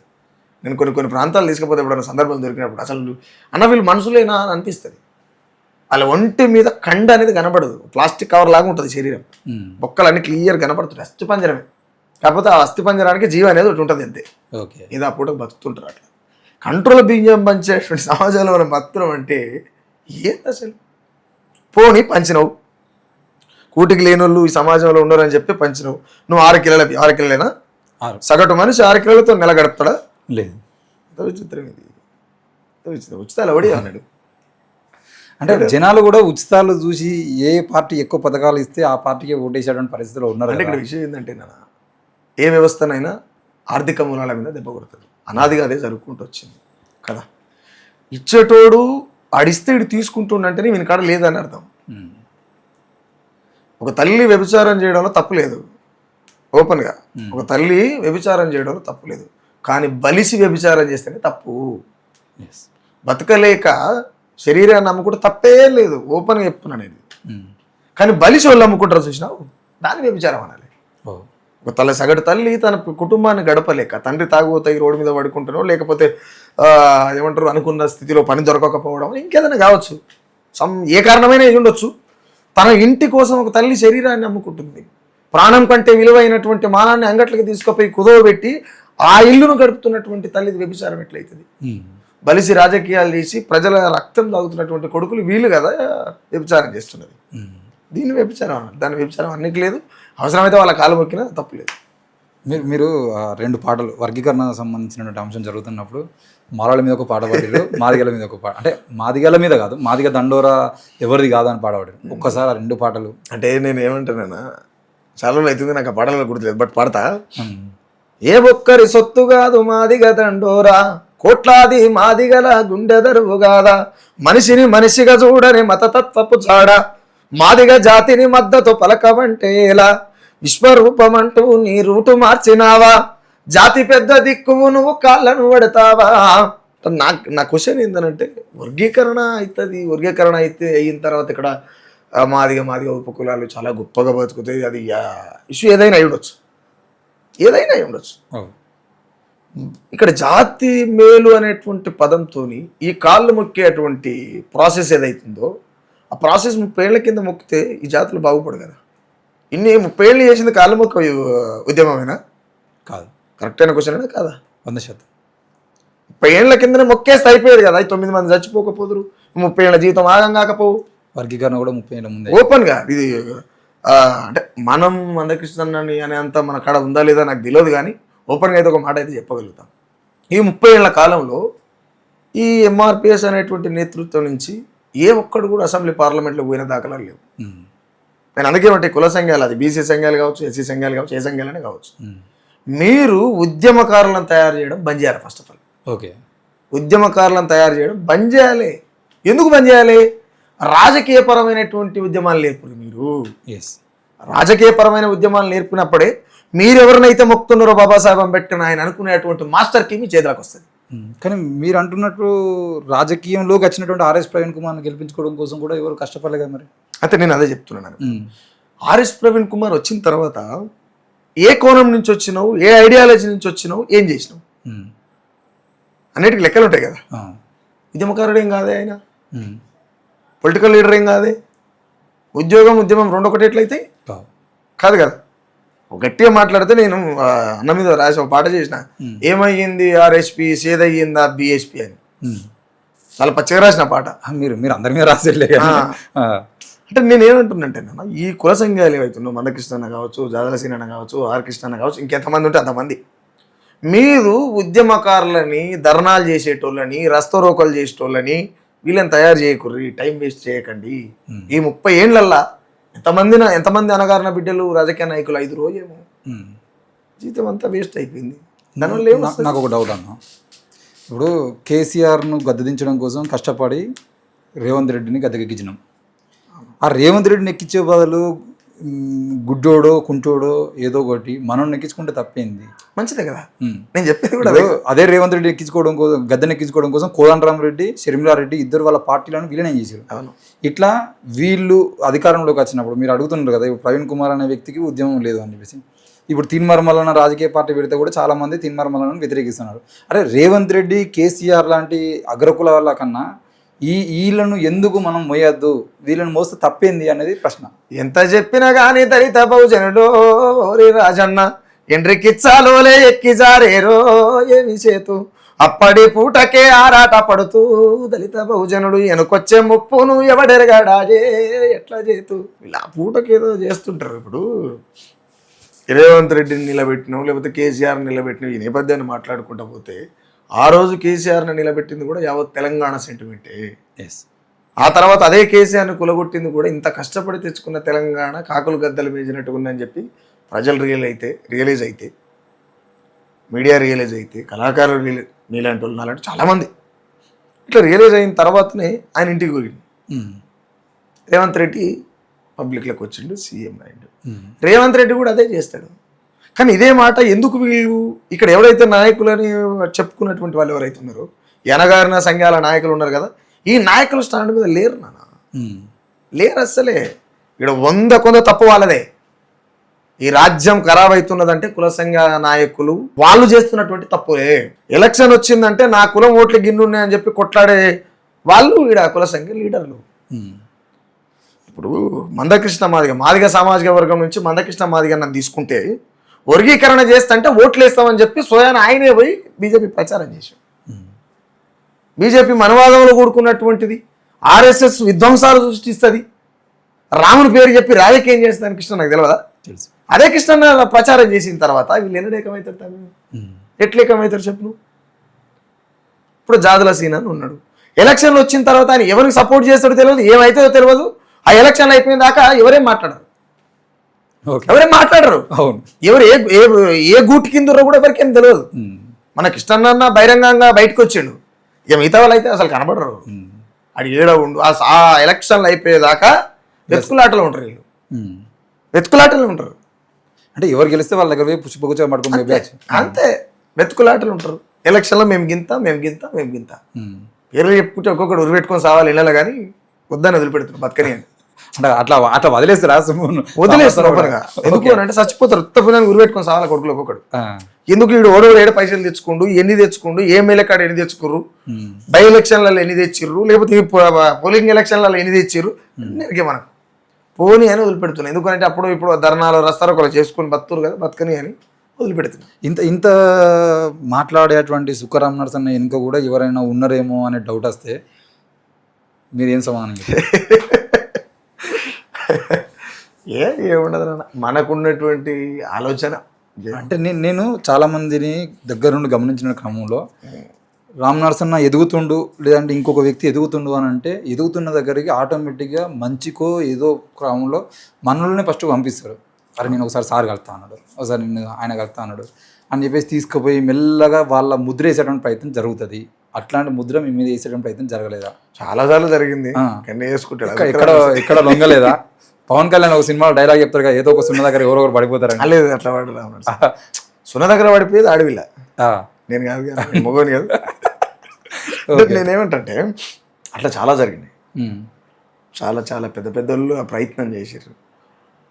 స్వయాన ఇప్పుడు ముఖ్యమంత్రిగా ఉన్నటువంటి చంద్రబాబు నాయుడు ప్రతిపక్షంలో ఉన్నప్పుడు స్వయాన ఆయన ఛాంబర్ పిలిపించుకొని కూర్చోబెట్టుకొని మాట్లాడుకొని నీకేం కావాలని అడిగినాడు. విత్ ప్రూఫ్ ఉంది మన దగ్గర. ఓకే, ఏమద్దా మరి? ఏమద్దా? నేను ఓపెన్ ఆ పూటకు అది ఇది అంటే సరే అన్న అని చెప్పి మాట్లాడినా బయటకు వచ్చిన. అంటే చాలా మంది లైఫ్లో అక్కడే సెట్ అయిపోతున్నాయి కదా. బయటకు వచ్చిన తర్వాత నన్ను పట్టపోయిన అన్న ఆయన నాగరాజు అన్న అని ఉంటాడు. పట్టపోయిన తర్వాత ఏంది అట్లా చెప్పొచ్చు నువ్వు, ఓకే అనుకుంటా ఆలోచించుకొని చెప్తాను బయటకు వచ్చిన అన్నాడు. నేను ఓపెన్ చెప్పినాను, నేను ఒక నరకంతకుడు పచ్చినెత్తులు దాగే చంద్రబాబు ఎట్టుంటాడో చూడాలి దగ్గరికి వెళ్ళని వచ్చిన అన్న, ఆయన కోసం సెటిల్మెంట్కి రాలే అన్నాను. ఓకే, ఓపెన్గా అన్న మాట. నా తర్వాత ఎంత మొండి అని ఉన్నాను, ఇట్లయితే ఎట్లా బతావు అన్న. ఎట్లా బతికింతానంటే ఇప్పుడు సమాజంలో ప్రకృతి ఏ జీవి డ్యూటీ చేసి బతకదు, ఒక మనిషే. అంటే మనిషికి అన్నీ కావాలి కదా. అన్నీ ఎందుకు కావాలి? ఆశ ఉన్నది కాబట్టి. ఒకసారి అంటే అవకాశం సందర్భం వచ్చింది కాబట్టి గద్దరన్న వాడినటువంటి పాటను గుర్తు చేసుకుందామా చంద్రబాబు మీద? నేనేమంటే నేను సారీ బాగా గుర్తు చేసినావు. గద్దరన్న మీద కూడా నేను ఆ టైంలో రాయవలసినటువంటి సందర్భం కూడా ఎందుకు వచ్చిందంటే అనేక సమస్యల్లో ఇదొకటి. నీ మీద కాల్పులు జరిపినటువంటి చంద్రబాబు కడుపులో తలకాయ ఎట్లా పెడతావు? ఎట్లా పెడతావు? నక్సలైట్ పార్టీ లేకపోతే గద్దారు ఎవరు? 100%. ఎవరు గద్దారు? కుమ్మడి విట్టలరావు ఎవరు నువ్వు కదా. అంతే. పార్టీ ఉన్నది కాబట్టి గద్దరైన పార్టీ ఉన్నది కాబట్టి ఇది ప్రజాస్వామ్యంలో ప్రపంచం అంతా తిన్నది నీ పాట. పార్టీ లేకపోతే నీకు సబ్జెక్ట్ యాడ్ది. కొంత జీవితం అక్కడ త్యాగం చేసినానే ఈ విలువ. నీకు ఆ పార్టీని వెనకంగా ఆ స్టాండ్ ఉన్నది కాబట్టి సమాజం నిన్ను చూస్తే భయపడ్డాడు, బతలాడిండు, కాలు మొక్కుతాడు, కాలు మొక్కిడు, దిగపోయాడు. అంటే చంద్రబాబు అనేటువంటి సందర్భానికి వచ్చాడు. చంద్రబాబు కూడా నేను బయటకు వస్తుంటే లెఫ్ట్ నుంచి వచ్చినావా అన్నాడు. లేదు రైట్ నుంచి వచ్చినా అన్న. లెఫ్ట్ నుంచి వచ్చినా అంటే రైట్ నుంచి వచ్చినా అన్న. ఇట్లా చూసి బయటికి వెళ్ళొచ్చిన తర్వాత నన్ను పిలిచి అడిగితే నేను ఓపెన్గా ఇట్లా పచ్చినెత్తురు దాకా చంద్రబాబు చూడాలి సో అని చెప్పి బయటకు వచ్చిన. బయటకు వచ్చిన తర్వాత అదే రోజు తెల్లారు అనుకుంటా, నైట్ అక్కడనే ఉన్నా, విజయవాడలో ఉన్నా. అదే రోజు ఆ రోజు నైట్ అక్కడనే ఉన్నా. షర్మిల నుంచి ఫోన్ వచ్చింది. జగన్మోహన్ రెడ్డికి పార్టీనే పెట్టారు ఎవరు ఈమెది. ఓకే. ఈయన పెడితే షర్మిల నుంచి ఫోన్ వచ్చి డిలీట్ చేయాలని చెప్పి శ్రీనివాస్ రెడ్డి అని ఉంటారు ఆయన దగ్గర. శ్రీనివాస్ రెడ్డి ఉంటాడు. ఆయన ఫోన్ చేసి ఆ పాట డిలీట్ చేయి, ఏం కావాలి, ఏంటిది ఏం కావాలి, అసలు మీ ప్రాబ్లం ఏంది అని. అసలు మీ ప్రాబ్లం ఏంటంటే నా ప్రాబ్లం ఏందో పాటలు చెప్పినావు కదా, మళ్ళీ కొత్తగా అడుగుతాడు. లేదు అసలు ఏం కావాలి అని. ఏమొద్దు నాకు షర్మిల తెలంగాణకి రావద్దు అన్న. ఇనవా చెప్తారు. ఈయన సోమన్న లాంటి వాళ్ళు వచ్చి పాట పాడడం లేదు, నీకు వచ్చింది. ఇప్పుడు నా పక్కోడు ఎడ్డోడు అయింది అని చెప్పి నన్ను కూడా ఎడ్డోడు చేస్తుంటే తప్పుకుంటా. నాటే సోమన్న ఎవరైనా కావచ్చు, ఆ ప్లేస్లో ఎవరన్నా ఇట్టే మాట్లాడతా. ఇప్పుడు నీళ్ళు తాగిండని నన్ను నీళ్ళు ఎందుకు తాగమంటావు, నాకు నచ్చింది తాగుతా పో, నువ్వు ఓని చెప్తానుకో. నేను అన్న తర్వాత సంతోషరావు ఫోన్. చాలామంది నాన్న పెద్దోళ్ళు పేర్లు ఎదుగులేయాలి కానీ చాలామంది పెద్దోళ్ళు. రీసెంట్గా కూడా నేను ఎవరిది బెల్లెల తక్క మీద ఒక పాట చేసిండు. అక్కవ పేదల దిక్కువో మా బెల్లిలలి తక్కవో, అక్కవ పేదల దిక్కువో మా బెల్లిలలి తక్కవో. నేను అందులో నయముద్దిని చంద్రబాబు నాయుడిని మెత్తగా నూరిన కత్తులను నయంకిచ్చిన నాయకులవరో, పాటతో తట్టి లేపిన గుండెకు ప్రాణాలు తీసిన చంద్రబాబు. ఇప్పుడు సీఎంఏ ఉండు కదా. నేనేమో చేసాను 5-6 నెలల కింద చేసి 5 3 నెలలు 4 నెలలు అవుతుంది ఆ పాట. సహజంగానే పాటకు చాలా పెద్ద పవర్ ఉన్నది. ఆ పవర్ కాస్త పైసలకు అమ్ముడుపోతుంది అంతే. బెల్లెలతో వాడినటువంటి పాట ఉంది కదా, ఒకసారి ఆ పాటను. నేను ఆ పాట నాకు ఐడియా లేదు. నాకు ఈ మధ్యలో ఏమైందంటే బాగా మతిమరుపు వచ్చేసింది. అంటే బెల్లెల తక్క కూడా అక్క టాపిక్ వచ్చింది కాబట్టి మీరు శ్రీరాములు సినిమాలో ఇలా ఉంటుంది, రాజ్యహింస పెరుగుతున్నదో పేదోళ్ళ నెత్తురు. ఒరిజినల్ పాట అది కాదు. ఓకే, పార్టీ పాట అది కాదు. రాజ్యహింస పెరుగుతున్నదో పేదోళ్ళ నెత్తురు ఎరులయ్యి పారుతున్నదో, లెక్కలని పోలీసు మూకల మరతు పాకుల నిచ్చి పంపితే అందులో ఒక పదం ఉంటుంది, అన్నమో పుణ్యము తెలవని సిన్ని తమ్ముల పట్టుకొచ్చి అడగరాని ప్రశ్నలు అడిగి అన్నలా చూపించమంటూ గొల్లలో సూదులు గుచ్చిండ్రో, ఏ మెరగనొల్ల కంటికొక పుట్టేడు ఏచిండ్రో, మర్మముల పెట్రోలు పోసిండ్రో. పురుషాంగంలో పెట్రోల్ పోసి మంటలు కొట్టించేదట. చాలా ఘోరంగా ఉంటుంది ఆ పాట. యూట్యూబ్లో కొట్టితే వస్తుంది. ఎంత బాగుంటుంది అంటే పాట అది ఆవ వాడితేనే బాగుంటుంది. 100 మంది రావడం పాట. ఓకే, ఆ వయసులో చాలా బాగుంటుంది ఆ పాట. తర్వాత ఇంకో పాట ఉంటుంది కదా, తాగబోతే నీళ్లు లేవు తుమ్మెదాలో తడి గొంతులారిపాయే తుమ్మెదాలో, ఊరు మధ్యల బోరింగు తుమ్మెదాలో మోగుతుంది టింగు టింగు తుమ్మెదాలో, వచ్చి రాని కరెంటుకు తుమ్మెదాలో వలస వెళ్ళే బతుకులట తుమ్మెదాలో. ఒరిజినల్ పాటలన్నీ మార్చేసారు క్లియర్గా. రాజ్యహింస పాట ఒరిజినల్ పాట అంటే ఒక్క పోలీసు కూడా బయటికి రాడు. నిజం. ఓకే, చాలా అద్భుతంగా ఉంటుంది. బయట దొరకదు ఆ పాట. చాలా బాగుంటుంది. ఒకటి అయితే చాలామందికి ఈ విషయం తెలియదు. మొట్టమొదటిసారిగా నక్సలైట్ పార్టీ ఆంధ్రాకు సంబంధించినటువంటి పెద్దలు, తెలంగాణకు సంబంధించినటువంటి పెద్దలు మావోయిస్టు పార్టీ కూర్చొని తెలంగాణకు అన్యాయం జరుగుతున్నది, ప్రత్యేక తెలంగాణ రాష్ట్రం చేయాల్సిందే అని చెప్పి పార్టీ కూర్చొని ఏకపక్షంగా మాట్లాడి ఇక్కడ తెలంగాణకు జరుగుతున్నటువంటి అన్యాయాన్ని ప్రజలకు తీసుకుపోవాలి, ప్రజలకు అర్థం కావాలి, ప్రజలే రియలైజ్ అయ్యి ఫైట్ చేయాలనేటువంటి కోణం వచ్చినప్పుడు మొట్టమొదటిసారిగా చర్చలు జరిపింది నక్సలైట్ పార్టీ. అది జరిపిన తర్వాత మొట్టమొదటిసారిగా ఒక 2-3 ఉన్నారు. అందులో ఎవరు దానికి లీడ్ చేసే టీం బెల్లెలతక్క. ఓకే. కళాకారులుగా వీళ్ళని ప్రజలకు పార్టీ నక్సలైట్ పార్టీ తోలితే బయటకు వచ్చిన వీళ్ళు. ఫస్ట్ పాడవాడింది వీళ్ళు. బెల్లెలతతో పాటు గుండమల్ల శ్రీనన్న, ఇప్పుడు బతికే ఉన్నాడు ఆయన.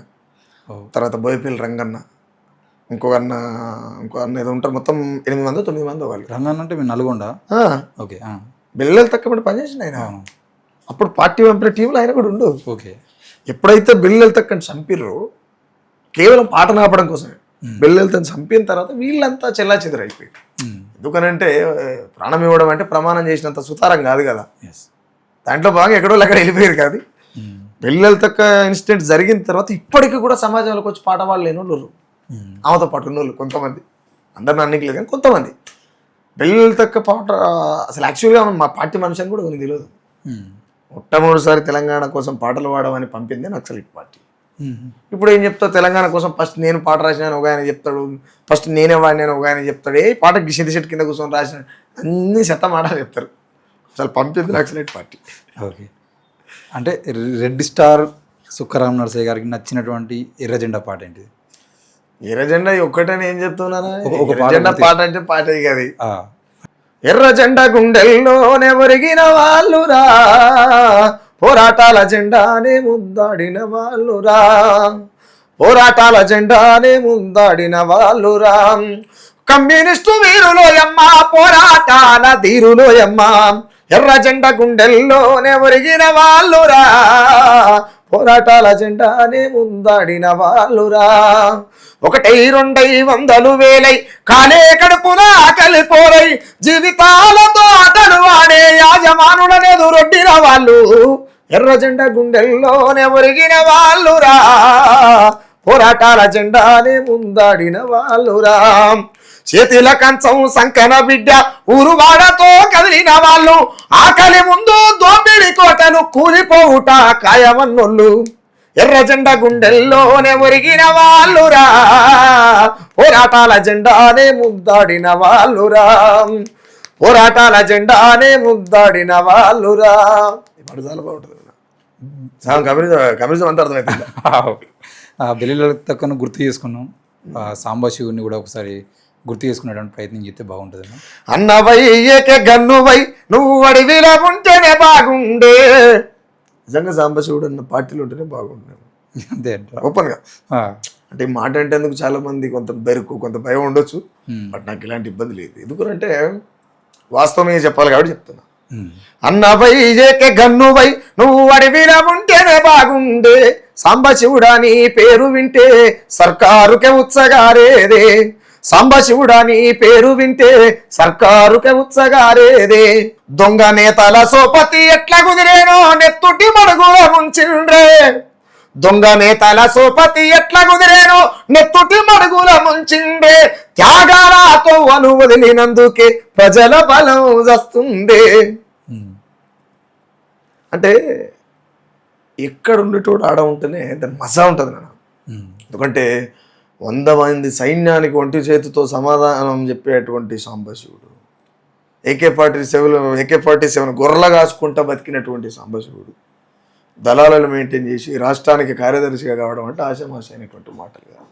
అంటే ఇప్పుడు అమిత్ షా లాంటి వ్యక్తులు పూర్తిగా మేము నక్సలిజాన్ని అంతం చేస్తామని చెప్పేసి March 31 డెడ్లైన్ పెట్టారు.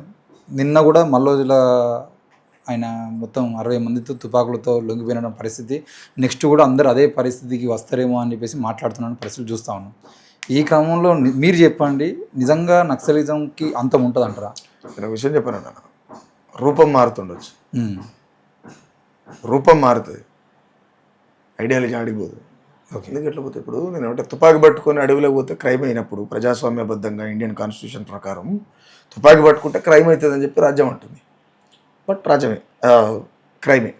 నేనేమంటే రాకేష్ ఉన్నాడు, రామ్ నర్సయ్య ఉన్నాడు, ఇంకో తమ్ముడు కెమెరామ్యాన్ ఉన్నాడు. తుపాకీ పట్టుకొని అడవిలోకి పోతే క్రైమ్ అయినప్పుడు ఇదే ప్రజాస్వామ్యంలో మా బుద్ధిని వెపన్ చేస్తే మేము ఎన్ని ఎన్కౌంటర్లు అయినా చేయొచ్చు కదా. అడవిలోకి పోయి తుపాకీ పట్టుకుంటే నక్సలైట్లు తీవ్రవాదులు అవుతారు. నేనేమంటున్నా అంటే ప్రజాస్వామ్య నక్సలైట్లు పుట్టుకొస్తారు, నీలాంటి వాళ్ళు నాలాంటి వాళ్ళు పుట్టరా? పుడతారు.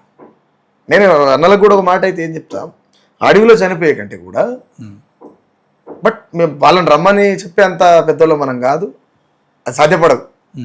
బట్ నేనేమంటే ఈ సమాజంలో ఉన్నటువంటి లొంగొచ్చి కూడా ఇంకా నీతి మీద నిజాయితీ మీద బతుకుతున్న వాళ్ళకి మాత్రం చెప్తున్నాను, లంగలకు చెప్తలేను. నీతి నిజాయితీ మీద బతుకున్నటువంటి లొంగొచ్చినటువంటి మాజీ నక్సలైట్లు ఎవరైతే ఉన్నారో వాళ్ళు ఇప్పుడు ప్రజాస్వామ్యంలో ఉన్నారు కదా, ప్రజాస్వామ్యంలో ఉన్నారు కదా. ప్రజాస్వామ్య నక్సలైట్గా బతకండి, ప్రశ్నించండి, సమస్య ఉన్న దగ్గర పోయి ఫైట్ చేయండి, ప్రజాస్వామ్యం చేయండి. చట్టం ఉన్నది కదా, చట్టాన్ని చేతిలో పట్టుకోర్రి, ఆ చట్టాన్ని తీసుకొని పోయి చెయ్యిర్రి. ఆడ తుపాకి పట్టుకోరు, చచ్చిపోతారని బయటకు వచ్చారు, అంతే కదా. ఆ పని ఏదో ఇక్కడ చట్టం ద్వారా చేయండి, అంటే రాజ్యాంగం పట్టుకొని చేయమంటారు. చెయ్యి, తప్పలేదు. ఇప్పుడు నేనేమంటే నాన్న, గాంధీ ఫిలాసఫీ సమాజంలో నడవదు, ఎప్పటికీ నడవదు. కొన్నిసార్లు అంబేద్కర్ ఐడియాలజీ కూడా నడవదు. ఎందుకు నడవదు? కొట్టినోని చెంప చూపిస్తామంటే కుదరదు, మేము చట్టం దగ్గర పోయి కరెక్ట్ చేస్తామంటే కుదరదు. చట్టం నీ చేతులనే లేదు, ఓకే. అయినా కూడా మనం చట్టం ద్వారా చేయొచ్చు. మెజార్టీ పై మైనార్టీ అనుకున్నప్పుడు, ప్రజలకు సమస్య వెళ్తుంది అనుకున్నప్పుడు ఏ నాయకుడైనా అన్ని మూసుకొని కింద మీద మూసుకొని పనిచేయాల్సిందే. ఆ ప్రజలకే ఎరక చేయరు ప్రజాస్వామ్య నక్సలైట్గా, ప్రజలకే ఎరక చేయరు సమస్యని, మీరేం ఫైట్ చేయకుర్రి. ఆ ఉన్న సమస్యని ఇప్పుడు నీ సుఖరావు నర్సి ఏం చేస్తుండు, వాడు దొంగరా అని చెప్తుండు, నేను ఆయన నుంచి కొట్లాడపోతారా? నాకేం అవసరం. రాకేష్ అనేటువంటి యువకులకు 100 మంది ఉంటే 100 మందికి చెప్తా, 100 మంది ఒక్కడు మారడా? ఇప్పుడు అలాంటి మార్పులు ఏంది, రాకేష్ లాంటి వాళ్ళు పుట్టుకరారు కదా. ఇప్పుడు నేను బాధితుల పక్షాన నిలబడతామని చెప్పి నేను మొన్న ఏదో వీడియోలో మాట్లాడుతుంటున్నా. నేను ఆ నిలబడతాము అనేటువంటి మాటకు మించినటువంటి విప్లవం లేదు. నిలబడతామని చెప్పి ప్రజల మధ్యలో చెప్తున్నాం అంటేనే దానికి మించిన విప్లవం లేదు, దానికి మించిన నక్సలిజం ఇంకేం ఉండదు. ప్రాణాలు పోగొట్టుకొని తుపాకులు పట్టుకునేదానికి అంటే ఇక్కడ పానం ఉండే చంపరాదు, పానం ఉండే చంపు. నువ్వు చచ్చి ఆయన చంపుడు ఎందుకు, నువ్వు బతికుండే అని చంపు. ఇప్పుడు ఎవరు గాంధీ ఫిలాసఫీ, ఓ దెబ్బ కొడితే ఓ దెబ్బ ఇంకో దెబ్బ కొట్టించుకునేది నడవదు. వాడిని కొడితే నువ్వు తిరిగి కొట్టుడే ఓపెన్గా. అయితే ఈ ఆపరేషన్ కగార్లో కూడా చాలా పెద్ద కుట్ర దాగి ఉంది. ఇది ముఖ్యంగా అంబేద్కరిస్టులకు అర్థం కావాలి, అంబేద్కరిస్టులకు అర్థం కావాలి. అది ఎంత పెద్దోళ్ళు కానీ, బుడ్డోళ్ళు కానీ, వక్తలు కానీ, ఇంకెవరైనా కావచ్చు. ఆపరేషన్ కగార్ అనేది కేవలం అన్నల్ని చంపేటువంటి ఆపరేషన్ కాదు. ఎందుకు? రాజ్యాంగంలో ఉన్నటువంటి చట్టాలను ప్రజలకు మొదటగా పరిచయం చేసింది కూడా కమ్యూనిస్టులే. ఇది కూడా అవునన్నా కాదనేది వాస్తవం. ఏ అంబేద్కరిస్టులు ఊర్లో ఉన్నటువంటి, వెలివాడలో ఉన్నటువంటి బిడ్డల్ని తీసుకొచ్చి నడువులోకి తీసుకొచ్చి సాయదాపలే. వెలివాడలు ఉన్నటువంటి బిడ్డల్ని హోటల్లోకి తీసుకుపోయి అందరు దాగే గిలాసుల ఛాయ దాపించింది అనలే, కమ్యూనిస్టులే. అరే రాజ్యాంగంలో ఇది రాసిర్రా, ప్రజాస్వామ్యంలో మనకి ఇది రాసిర్రు, ఇది ఖచ్చితంగా ఉండవలసింది అని చెప్పింది కూడా అన్నలే, కమ్యూనిస్టులే. ఇక్కడ విషయం ఏంటంటే ఆపరేషన్ కగార్ అనేది అన్నల చంపుడు అనేది ఎంతవరకు అయితే నిజమో దాంట్లో దాగున్న గుట్టు కూడా ఇక్కడ అంబేద్కర్ని చంపాలంటే కష్టం. అంబేద్కర్ని చంపాలంటే కష్టం, అయినా అంబేద్కర్ని కూడా చంపచ్చు. కానీ అంబేద్కర్ని చంపాలంటే ముందు అన్నలను చంపాలి. ఎందుకు చంపాలి? ఏ చట్టం అవుతుందో ఆ చట్టం ద్వారా ప్రశ్నించేటువంటి బిడ్డలు ఎవరైతుందో ఫస్ట్ నాకు కమ్యూనిస్టులు. మరి అంబేద్కర్ వాదులు ఉన్నారు కదా, అంబేద్కర్ వాదులు అంబేద్కర్ని చంపనీయకుండా నిలబడి కొట్లాడలేరా అనుకున్నప్పుడు 100కి 99% అంబేద్కరిస్టులు అంత దొంగలే, అంత దొంగ చెంచగాళ్ళు అంతా. బయటకు వచ్చే ఏం స్పీచ్లు ఇస్తారు, బాబా ఇక్కడ జైబీఎం అంటారు, ఆ చూడటం పోయి సున్నం బొట్లు పెట్టుకుని సన్నాశేషాలు ఇస్తారు వాళ్ళు అంబేద్కర్ వాదులు. ఎట్లయితే దొంగలు అనాలి, బెట్టగాళ్ళంతా. అంటే ఇది పోవాలి. అంబేద్కర్ని తీసేయడంలో భాగమే ఆపరేషన్ కగార్ అనేది. అంబేద్కర్ని కూడా చంపడం నెక్స్ట్ టార్గెట్ ఫైనల్. ఇప్పుడు అంబేద్కర్ని ఎట్లా తీస్తావు? తీసేయలేదు. ఎట్లా తీస్తావు? అసలు అన్నలు ఉన్నంత వరకు దేన్ని ముట్టుకోలేని పరిస్థితి తీసుకొచ్చారు. అన్నలు ఉన్నంత కాలం ఈ దేశంలో అంబేద్కర్ని తీయలేరు. అన్నలను తీసేసిన తర్వాత తిరుగుబాటు చేస్తాడు లేడు. అంబేద్కర్ని తీస్తామంటే అంబేద్కరిస్టులు తిరుగుబాటు చేస్తారంటే చేయరు. ధర్నాలు, నిరసన, అంతే అంతే అంతే అంతే. ఎంత మన లీడరే అంటాడు వచ్చాయి, ఎంత ఉన్నా ప్రజాస్వామ్యబద్ధంగా కావాలి. ఎక్కడ ప్రజాస్వామ్యం రాని అది లేనే లేదు. ఇప్పుడు చాలా మంది లీడర్లు నేను వక్తలు మాట్లాడుతూ వింటున్నా, ప్రజాస్వామ్య దేశం బాబాసాహెబ్ అంబేద్కర్ నిర్మాణం చేసినటువంటి రాజ్యాంగం, ఆ రాజ్యాంగంలో ఉన్నటువంటి ప్రజాస్వామ్యం. గట్టిగా మాట్లాడితే ప్రజాస్వామ్యం అనే పదానికి భారతదేశానికి సంబంధం లేదు. ఉమ్. ఇది రాజరిక దేశమే. ఇక్కడ కులం ఉన్నది, వర్ణం ఉన్నది, మతం ఉన్నది, కక్ష ఉన్నది, వివక్షత ఉన్నది, అన్నీ ఉన్నాయి. ప్రజాస్వామ్యం అనే పదం మన దేశానికి సంబంధం లేనటువంటి పదం, పొరుగు దేశం నుంచి వలస పట్టుకొచ్చుకున్నటువంటి పదం.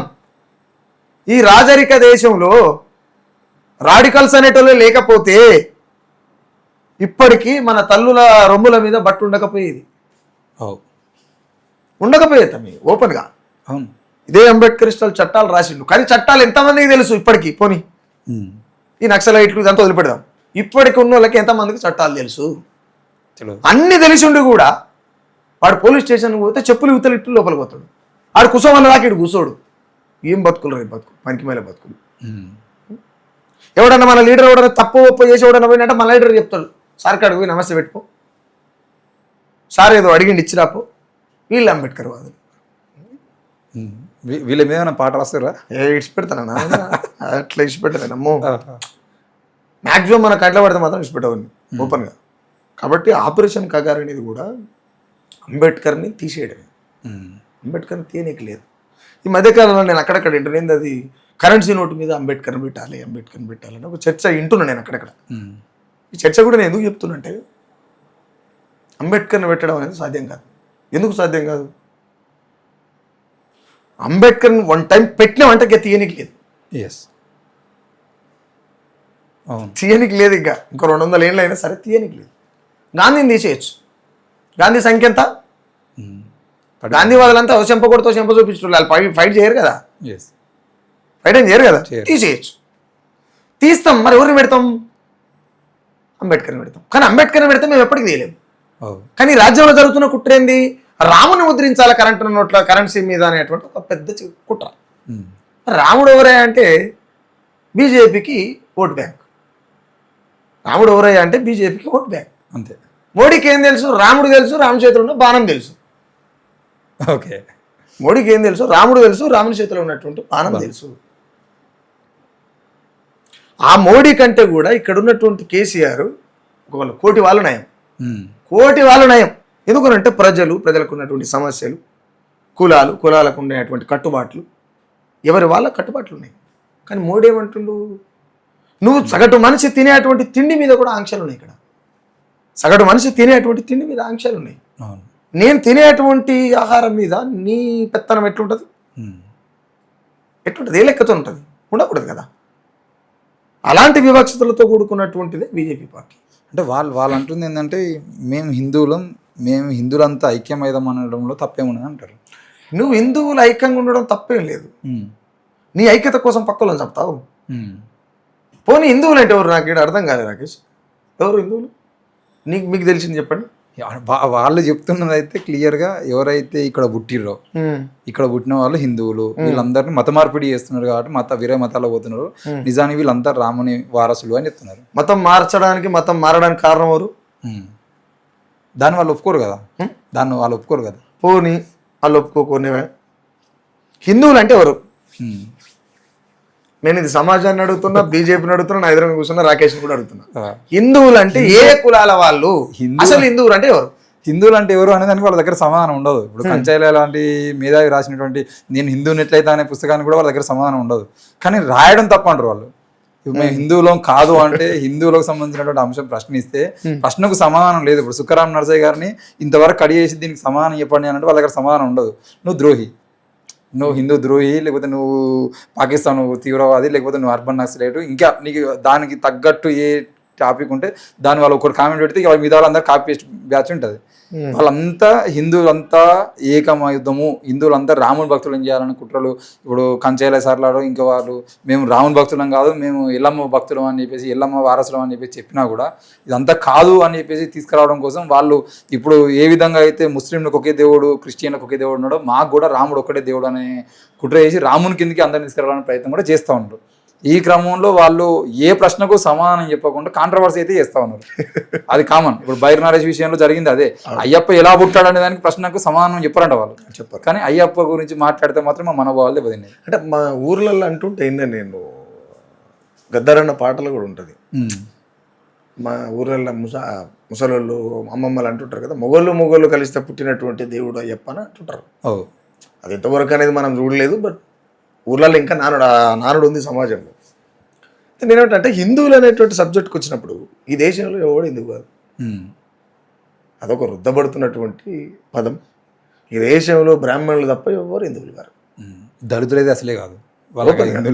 నేను అందుకే ఏమంటానంటే రామ సక్కనోడే మా తండ్రి రామయ్య, శ్రీరాముని గురించి పాడుతున్నా. రామ సక్కనోడే మా తండ్రి రామయ్య, మా బతుకున లేడాయే అయోధ్య రామయ్య, సీతమ్మను ఎత్తుకపోతే లంకన ముట్టించినడాట, సీతమ్మను ఎత్తుకపోతే లంకన ముట్టించిన నాడ, మా బిడ్డల జరిసి సంపుతే అంచుకే రాడాట, రామ సక్కనోడే మా తండ్రి రామయ్య, మా బతుకున లేడాయే మా తండ్రి రామయ్య. అంటే ఇంత అద్భుతమైనటువంటి రాముడు ఈ భూమండలం మీద స్త్రీ జాతిని శంకించినటువంటి, భార్యని అనుమానించడం అనేటువంటి పదాన్ని, ఒక స్త్రీని అనుమానించడం అనేటువంటి పదానికి పర్యాపదం ఏదైనా ఉందంటే అది శ్రీరాముడు. క్లియర్. స్త్రీని అనుమానించడం నేర్పింది ఆయన. నిజం. ఆవిష్కర్త. హరాస్మెంట్ చేస్తారు అంటారు కదా, వేధిస్తున్నారు అంటారు కదా. ఇప్పుడు రావణాసురుని చెల్లి శూర్పణఖ ప్రేమిస్తున్నాను, ప్రేమ వ్యక్తం చేయడం తప్పేం కాదు కదా. ప్రేమిస్తున్నంటే కూడా ముక్కు చెవులు కోస్తే నేను నిజంగానే ప్రేమిస్తాను మీ అక్కనో మీ చెల్లెను, నాకు ఈర్రి, నేను జీవితం ఇస్తాను. దీనికి సమాధానం చెప్పాలి. హిందువులు అని మాట్లాడేటోళ్ళు దీనికి సమాధానం చెప్పాలి. రెండోటి, నిజంగానే రాముడు దేవుడైనప్పుడు సీతమ్మ మా అమ్మ అయినప్పుడు, మమ్మల మనుషులే కాదని ఈ సమాజం అంతా వెలేసినప్పుడు, వీడు ఈ కులం చేయాలి, వీడు బట్టలు నేయాలి, వాడు డప్పులు కొట్టాలి, వీడు తాళ్ళు ఎక్కాలి, వీడు గొర్రెలు గాయాలి, వాడు బట్టలు ఉతకాలి, ఇట్లా రకరకాలుగా మమ్మల్ని మనుషులు లెక్క చూడలే మీరు. నేనేమంటున్నానంటే ఆ రాముడు మా తండ్రి అయితే, ఈ సీతమ్మ మా తల్లి అయితే, మా అమ్మ మానానికి అగ్ని ప్రవేశపెట్టినటువంటి రాముడిని నేను దేవుడిని ఎట్లా పూజిస్తా? ఒక్క సీతమ్మ తరపున మాట్లాడుతున్నాను, కోట్లాది మంది తల్లులకు కొడుకునై మాట్లాడుతున్నా. ఓకే కదా. మా అమ్మ మానానికి అగ్ని ప్రవేశపెట్టినటువంటి మా నాయన నాకు దేవుడు లెక్క ఎట్లా కనబడతాడు? అది కేవలం అక్రమార్కులకు మాత్రమే దేవుడు లెక్క కనబడతాడు. మోడీ, బీజేపీ, ఆర్ఎస్ఎస్కు రాముడు దేవుడు ఇది తప్ప ఏం తెలియదు నాన్న. ఓపెన్గా ఏం తెలియదు.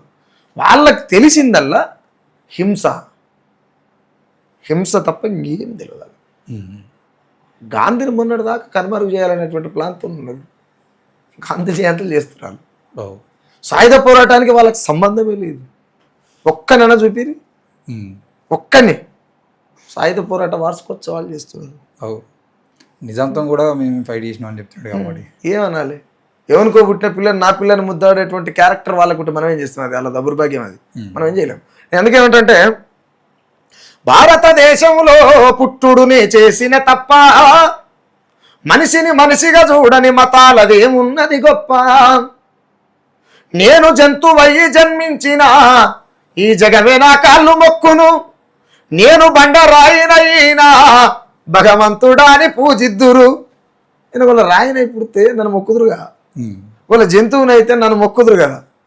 భారతదేశంలో మనువాదం వంతులేని కుల గజ్జిమయం, చెదలకు పుట్టిన పుట్టకు పూజలు, నేల పాలాయ పాలదారలు, ఆవు మూత్రమే అమృతం అంటూ ఉచ్చకు దోసిలి దాపే కొందరు. ఆ ఉచ్చం దాగి అమృతం అంటే తప్పులేదు.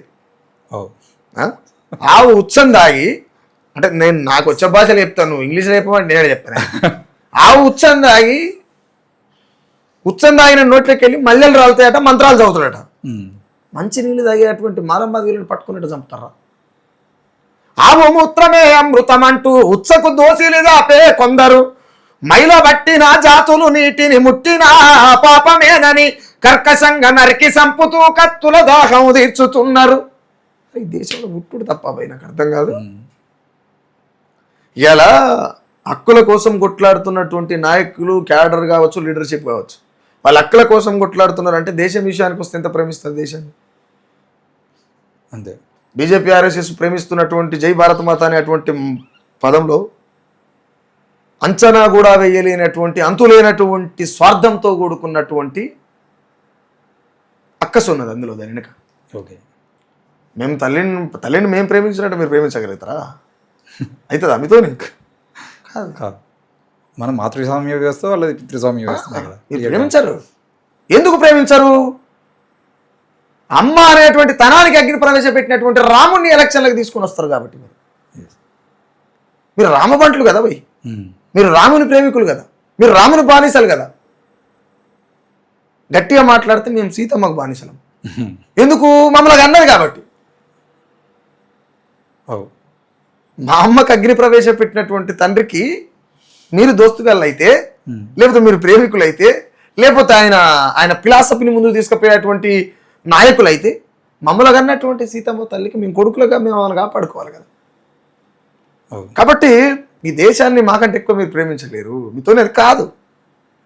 మీరేదో అన్ని నాటకాలు అవన్నీ ఇట్లా చెప్పుకుంటూ పోతూ జీవితం సరిపోతుంది. ఓకేనా, చాలా సేపు అయింది. మీరు కూడా పాడుతూనే ఉన్నారు. ఇక సుఖరామ్ నడుస్తాను గెలికితే ఎట్లుంటుంది అనేది అందరికి తెలిసిందే. ఆ చివరిలో పేర్లు, వాటికి సంబంధించినటువంటి మీకు నచ్చినటువంటి పాటల్ని గుర్తు చేసుకునే ప్రయత్నం చేద్దాం. అందులో భాగంగా మొదటగా ఎర్రవుపాలి అంటే మీకు గుర్తొచ్చే పాట. నక్కలెరగని బొక్కలుండవట, నాయకులెరగని ట్రిక్కులుండవట, తెలుసుకో లీడరు మేలు కొంది క్యాడరు, తెలుసుకో లీడరు. గద్దర్ గద్దరన్న. అరే కాంగ్రెసోడో నీ కపట నీతి తెలిసిపాయే, దోపిడి దొంగో నీ రూపమేందో తెలిసిపాయే, ఇటోడు అటు గుసుండు అటోడు ఇటు గుసుండు, వాని నోట వీని మాట వీని నోట వాని మాట. అరే కాంగ్రెసోడో నీ కపట నీతి తెలిసిపాయే, దోపిడి దొంగో నీ రూపమేందో తెలిసిపాయే. గొర్రెటెంకన్నా. గల్లీ చిన్నది గరీబొల్ల కథ పెద్దది, వాళ్ళుండే ఇల్లు కిల్లి కొట్ల కంటే చాలా చిన్నయో. గల్లీ చిన్నది సెకండ్ లైన్ టీవీలో దాని శబ్దం ఏందో చూడరా, లోపల రాళ్ళేసినట్టు లొడలొడ వినిపిస్తుందో. గల్లీ చిన్నది పైన తిరిగే ప్యానురా విమానము మోతరా, ఎప్పుడు పడుతుందో ఏమి తెలవదాయరా. గల్లీ చిన్నది ఇరుకు ఇంట్ల నరకమై వీధులల్లకొస్తేరా, పొరలేమో దుమ్ములోన పొలరాడుతుంటారో. గల్లీ చిన్నది. అందశ్రీ మాయమైపోతున్నాడమ్మా మనిషన్నవాడు, మచ్చుకైనా లేడు చూడు మానవత్వం ఉన్నవాడు, నూటికో కోటికో ఒక్కడే ఒక్కడు, యాడ ఉన్నడు గాని కంటికి కనరాడు. వరంగల్ సీన. ఓయమ్మ తెలంగాణ పల్లె ఈనాడు ఎందుకింత చిన్నవాయే, వెనకటి కల తప్పినాదో నా పల్లె ఎటుగాని తీరయినాదో. మిట్టపల్లి సురేందర్పల్లి అన్నపడడం లేకపోతే ఐడియా లేదు. ఏది కూడా అంత పెద్దగా నాకు ఆయన అన్న కూడా పరిచయం లేదు, ఆ పాట కూడా పెద్దగిన. ఏ పురి సోమన్న, ఏ పురి సోమన్న, ఎందుకో ఏడుస్తున్నావు ఏ పురి సోమన్న, నీ మనసులున్న బాధ నాతో చెప్పారాదన్నా. అన్న పాటలలో మీకు నచ్చింది ఏంటిది? ఇదే పాట. అందుకే ఆయనదే. ఇంకా చాలా ఉన్నాయి. ఆయన రాసినది. అంతేనా? జయరాజన్న. కన్న కొడుకు ఒక్కడున్నా వాణ్ణి ఎల్లవెల్లో గలవమంటాను, రేపు కడుపు నొక్క బిడ్డ పుట్టిన వాళ్ళ జెండా బట్టి తిరగమంటాము. మేము ఎన్నెల్లో ఆడేటి ఆటలు, మేము ఎగిరేసి ముద్దాడే పాపలు, ఎవరో ఈ బిడ్డలు నింగిలో నెల వంకలు, ఎవరో ఈ పిల్లలు అడవి మల్లె పువ్వులు. విమలక్క. చినుకు సినుకు కురిసిన నేలన చిత్రమైన వాసన, అది మల్లెల గంధం అవునో కాదో మట్టి పిల్ల వాసన. అరుణోదయ నాగన్న. నువ్వు గొంతెత్తితే గోదావరి లోయంతా తిరిగింది ఉయ్యాల. ఈ పాట ఎంత అద్భుతంగా, చాలా బాగుంటుంది పాట. నీ పాట వింటూ నక్సల్ బారి నవజన్మనమైంది ఆ వేళ, రాగమెత్తుకుంటే రామారావు నోట, జాతరయ్యి కూడే జనమందరూ ఒక్క చోట. సత్యమన్నా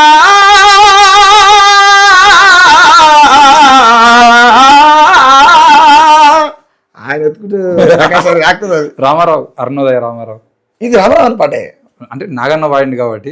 సాయి చంద్ పాటమ్మా నువ్వు గన్న కొడుకు యాడున్నాడో జాడ చెప్పు మాకు, పాటమ్మా నువ్వు గన్న కొడుకు పాలమూరు మట్టి గర్భం రాష్ట్ర సాధన కొరకు చేసే గానం పాలమూరు మట్టి గర్భం వంతవాడి నొల్ల వంతొచ్చినం వేదికెక్కి ఎదిరి చూస్తా ఉన్నాం అయ్యో వినబడతా లేదమ్మా అన్న రాగం పాటమ్మా నువ్వు గన్న కొడుకు యాడున్నాడో జాడ చెప్పు మాకు పాటమ్మా నువ్వు గన్న కొడుకు గూడాంజన అసలేటి వానల్లో ముసలెట్ల కట్టుకొని మోకాటి బురదలో మడిగట్టి దున్నుతే గుడిసెల వలివి గాలేరో గంగన్న గడిసెల వలివి నిండారో రసమై బాలకిషన్ రసమై బాలకృష్ణ నాకు కూడా పెద్ద ఐడియా లేదన్న ఆయన ఏం పాటలు అన్ని మంది పాటలు పాడిన పాటలు ఏం లేవు అంటే నాకున్న పరిచయం మేరకైతే లేవు. మీ పాటల్లో పల్లె పల్లెకు పోరు పాట అయిపోతున్న ప్రశ్నించే పాట నీవో రామ నరసయ్య నీతిగల్లా మాట నిప్పుల వానాట సాగుతో సంసారమో రామ నరసయ్య కష్టమెంత ఉన్న ఇష్టంగా పాటను ప్రజలకై పాడుతావో రామ నరసయ్య ఇల్లు ఇడుపును ఇడిసి ఏడుస్తూ ఎల్లినో సల్లంగా తిరిగి రారో రామ నరసయ్య. ఓకేనా, థ్యాంక్ యూ సో మచ్. మొత్తానికి అయితే గొంతు బాగాలేకపోయినా కూడా ఈరోజు నువ్వు రావడం చాలా సంతోషం. తప్పకుండా ప్రజల కోరిక మేరకు చాలా అంశాల మీద మళ్ళీ మాకు ఇంటర్వ్యూ చేయాల్సినటువంటి పరిస్థితి మీకు వస్తాయి. ఎందుకనంటే మీరు ప్రతి అంశం మీద అప్పటికప్పుడు దాన్ని ప్రశ్నించే గొంతుగా నిలబడతా ఉన్నారు. ఇప్పుడు ఈ నిలబడేటువంటి గొంతులు కూడా ప్రజలకు చాలా అవసరం. సో మీరు ఈరోజు ఇంటర్వ్యూ ఇచ్చినటువంటి మాటలు అన్నిటి మీద నిలబడి ఉంటారని తప్పకుండా నేను ఆశిస్తూ, నీకు చెప్పిన మాటలు కూడా నేను చాలా ఏళ్ళ సంది చెప్పుకుంటూ వస్తున్నమాట. ఎందుకనంటే ఒకసారి మాట ఇచ్చినామంటే నిలబడాలి, అంతేగా. ఓకే అన్న, నిలబడాలి. లేకపోతే మన పుట్టుకకు అర్థం ఉండదు అనేటువంటి నమ్మకాన్ని బాగా ప్రగాఢంగా నమ్ముతాను నేను. Okay, the same time me NIN media కూడా ప్రజల పక్షాన్ని ఉంటుందని ఆశిస్తున్నా. తప్పకుండా అన్న. ఎందుకంటే మీరు చెప్పారు ఆల్రెడీ క్లియర్గా కజిమంగళ సమస్య కనపడితే ఇచ్చిపెట్టనని. ఎస్, కానీ ఆ సమస్య మీరు కావద్దని కోరుకుంటున్నా. ఎట్టి పరిస్థితుల్లో కాము, అయినా కూడా మేము నిలబడతామని చెప్తున్నాం. నిలబడాలి. ఓకే, సో ఇది ఈరోజు సుక్కరామ్ నరసన్ అని అంటే చాలా రోజులుగా అడుగుతూ ఉన్నాం. ఆయన చాలా బిజీ అయిపోతున్న పరిస్థితి కూడా కనబడతా ఉంది రోజు రోజుకి. ఎందుకనంటే ప్రజా గొంతుకలు తగ్గుతున్నా కొద్దీ ప్రజలకు కనబడేటువంటి వ్యక్తుల మీద అభిమానం పెరగడము, లేదంటే వాళ్ళనే పిలుచుకోవాలనే ఆలోచనలు పెరగడం వలన వీళ్ళు రోజు రోజుకు బిజీ అయిపోతున్నారు. కావాల్సిందే కూడా. సో ఏది ఏమైనా కూడా ప్రజల పక్షాన నిలబడతా అని చెప్పేసి బల్లా గుద్ది చెప్తూనే వస్తున్నాడు. ఈ రోజు వరకు కూడా అలాగే నిలబడి కనబడతా ఉన్నాడు. మరి ఆ ప్రజా గొంతుని కాపాడుకునేటువంటి ప్రయత్నం మనం కూడా చేయాలని కోరుకుంటూ చూస్తూనే ఉన్నాను. Thank you.